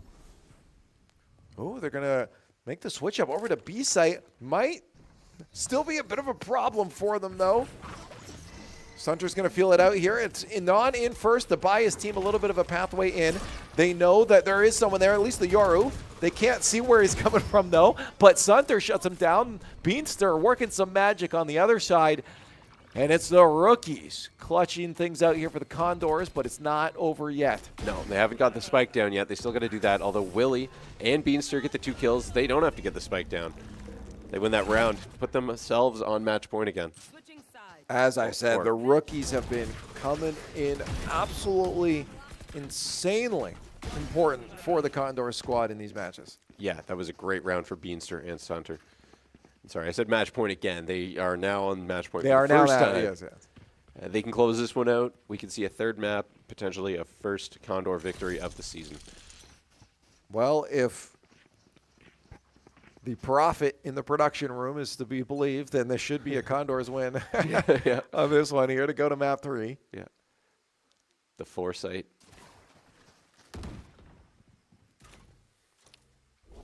How are the Condors going to handle it, though? Because they're on defense. Yeah, the defense is a lot tougher to work with. It's a wee bit tricky. Non is in the Willie Ace position. That's what I call this hill now. Gotta love the Willie Ace position. Willie's Ace. It's going to back off. Leave it for Willie. You come over here. I don't know what I'm doing. Yeah.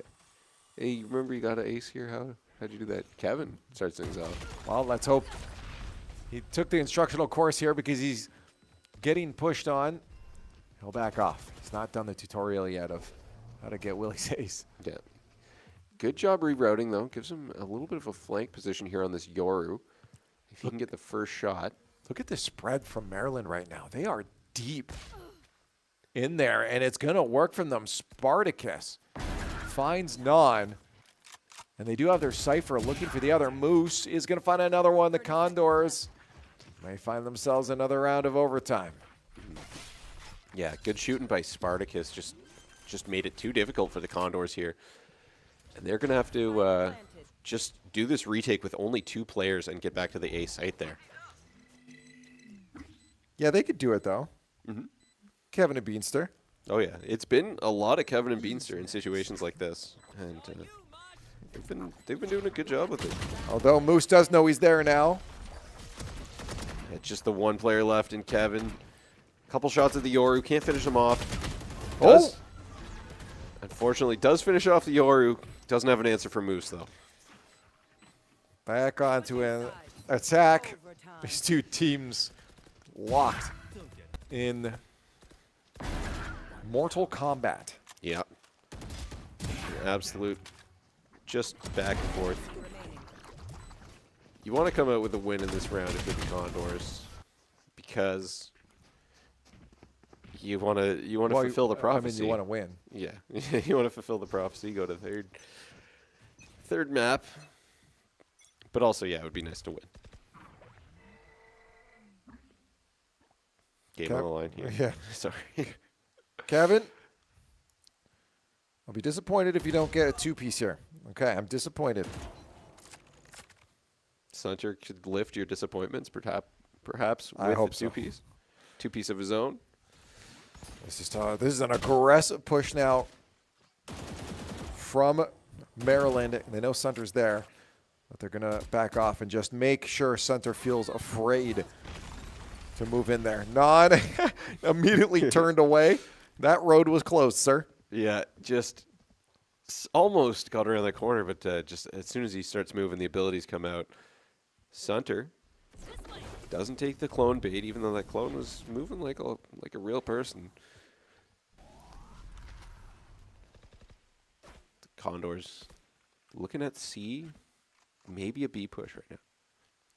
I mean, it's really tough. They really want to get a pick first before moving in anywhere, because at this point you're going to get collapsed on the second that you decide to drop in, and they're picking C site, which is already heavily guarded. This is going to be real trouble for the Condors in just a few moments. Not onto the site, can't find the first. He had to get Jinyo down for this to be a success. But on the backside, Sunter does find Spartacus. Now they group up. The question is, are they committing? They are, right into C site. And they're dropping it like flies. It's just down to Beanster. Can we get another clutch here from him? Not quite. And the round win on defense for University of Maryland.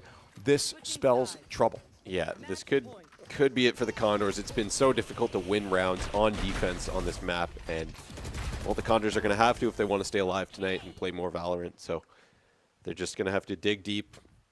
Really, don't overcommit to things. Don't put yourself out in the open because you need as many bodies as you can to hold off this University of Maryland attack.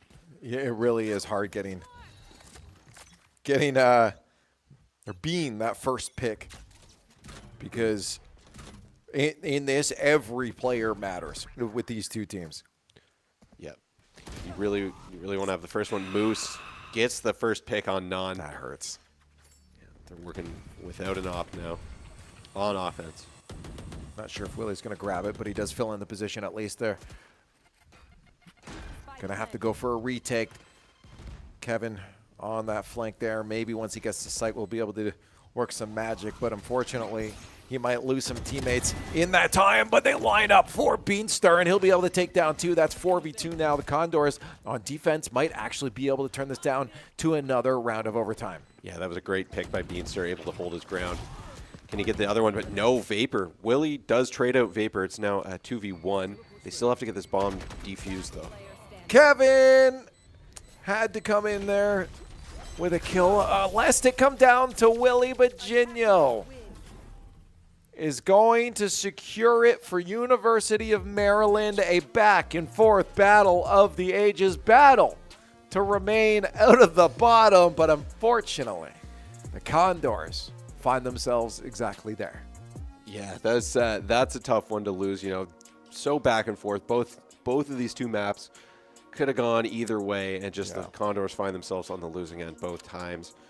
Just not the night, unfortunately. Just, you know, players like Non, where you usually see a couple more kills out of him, just didn't come through quite as much today. It was interesting. I mean, the rookies were popping off today. I mean, they were both stepping up huge for clutch moments. We saw Kevin was in it as well. I mean, he was looking real good in there. But yeah, the early picks on Non every single time, and I felt like Willie was a little bit quiet too. But yeah, I don't know what that is. Dynamics. Maybe they're still trying to figure things out. Maybe the map was off. But like, yeah, Non. Every time you saw at the end there, that was kind of the story of the night. He turns the corner with an op and is erased immediately, and it felt like he just didn't get to play. Yeah, exactly. Like 80% of these games. Yeah, exactly. You know, and that's a rough feeling as a duelist for sure. Yeah. And I mean, you got to give. Well, you play that role, so you can shoot things. Yeah. You got to give some credit where it's due for players on the other team, like Vapor was great tonight, just hitting very clutch shots on many opportunities they got, and as well as Moose and Spartacus filling in those spots as well too. Yeah. Overall, again, a close series. You saw it 13-15, 13-15. So close. No map 3 here. I was about to ask production for lottery numbers if it had gone to a third map, but the overtimes were right. This was a very close series, and the Condors probably, as you said, feeling deflated. Like this one does hurt a little bit because the other ones you don't expect to win, but when you're evenly matched with a team, you want to come out on top. Exactly. Yeah. I mean, they didn't get to have the let's have fun hold W moment, which is like the saving grace for the mental in those games where you're getting walloped a little bit. But in the close one, you still end up losing 2 maps. You're like, we could have done some whole W gaming. Yeah, that is. It's a hard one too, because now going forward, where's your mental at with the rest of the matches? Right? There's no other team, I believe, that is matched up with you now. I mean, all the other squads, as far as I know, are going to end up in a position where they've already won one. Right. So this I didn't see if there was a third team at but no, I think the next lowest team still had 1 win. Yeah. Okay. But it may have been against us or Maryland. So there's a chance that it was a close one with Maryland. If it was against Maryland, and I mean the Condors can also find nights where they are playing above this too. So there's still some chance for another win on one. Oh yeah, the chance is not gone. Not gone. It's not out the window. It's just recuperating everything. Mentally, it sometimes can feel like it might be. It was tough. Again, you said this at the beginning of the show. We'll say it again now at the end, is that this team had 2 rookies come in. We lost Silly Shadow and Kip, 2 mainstays of the roster, and then brought in Sunter and Beanster. Now, what we have to say, though, is today they played really well. I mean, a lot of times they came in clutch for the squad, winning rounds when it felt impossible, or evening things out when we needed that a little bit of extra oomph. But you now also get pushed up to a higher division with the addition of those 2 new players that need to be worked into the flow. It's difficult, very difficult to be able to compete confidently. Yeah, I mean, I think that's, like you mentioned, Beanster and Sunter playing really well tonight, just finding themselves, an ace for Beanster. Sunter getting a lot of clutch kills, and that's probably the high point you want to focus on. Going there just builds confidence in those 2 players moving forward. They're the new additions to the team.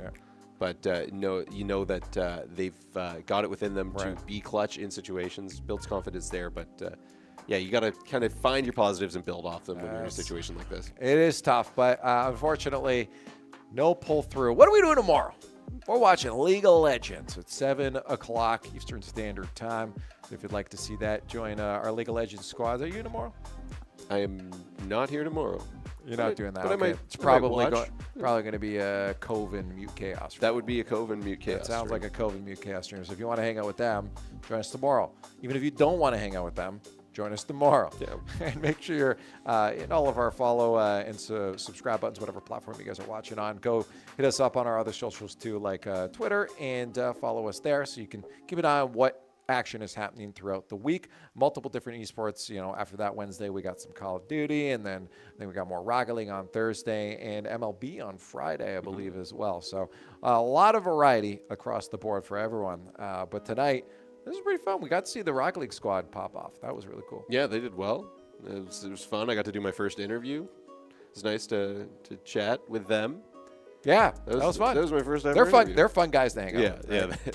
They're they good banter with the RL squad, I will say. Yeah, no, they're always. All you got to do is just start making fun of them.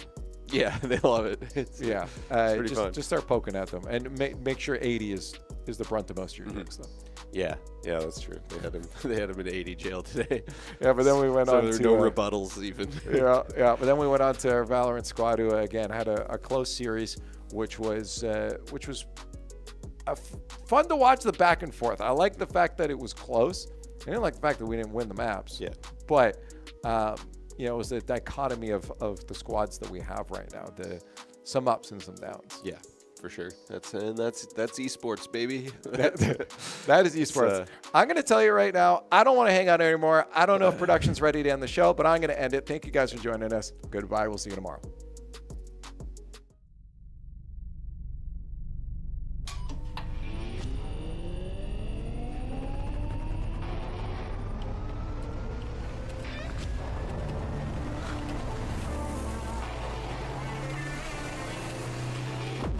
Conestoga College is setting the stage for a new era in gaming. In 2025, we're opening a state-of-the-art esports venue, a premier facility for high-performing gamers in Canada.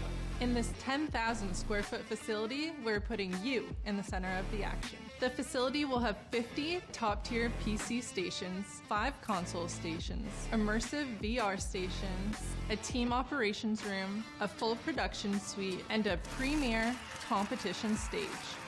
Esports is a rapidly evolving industry with global viewership of 532 million in 2022.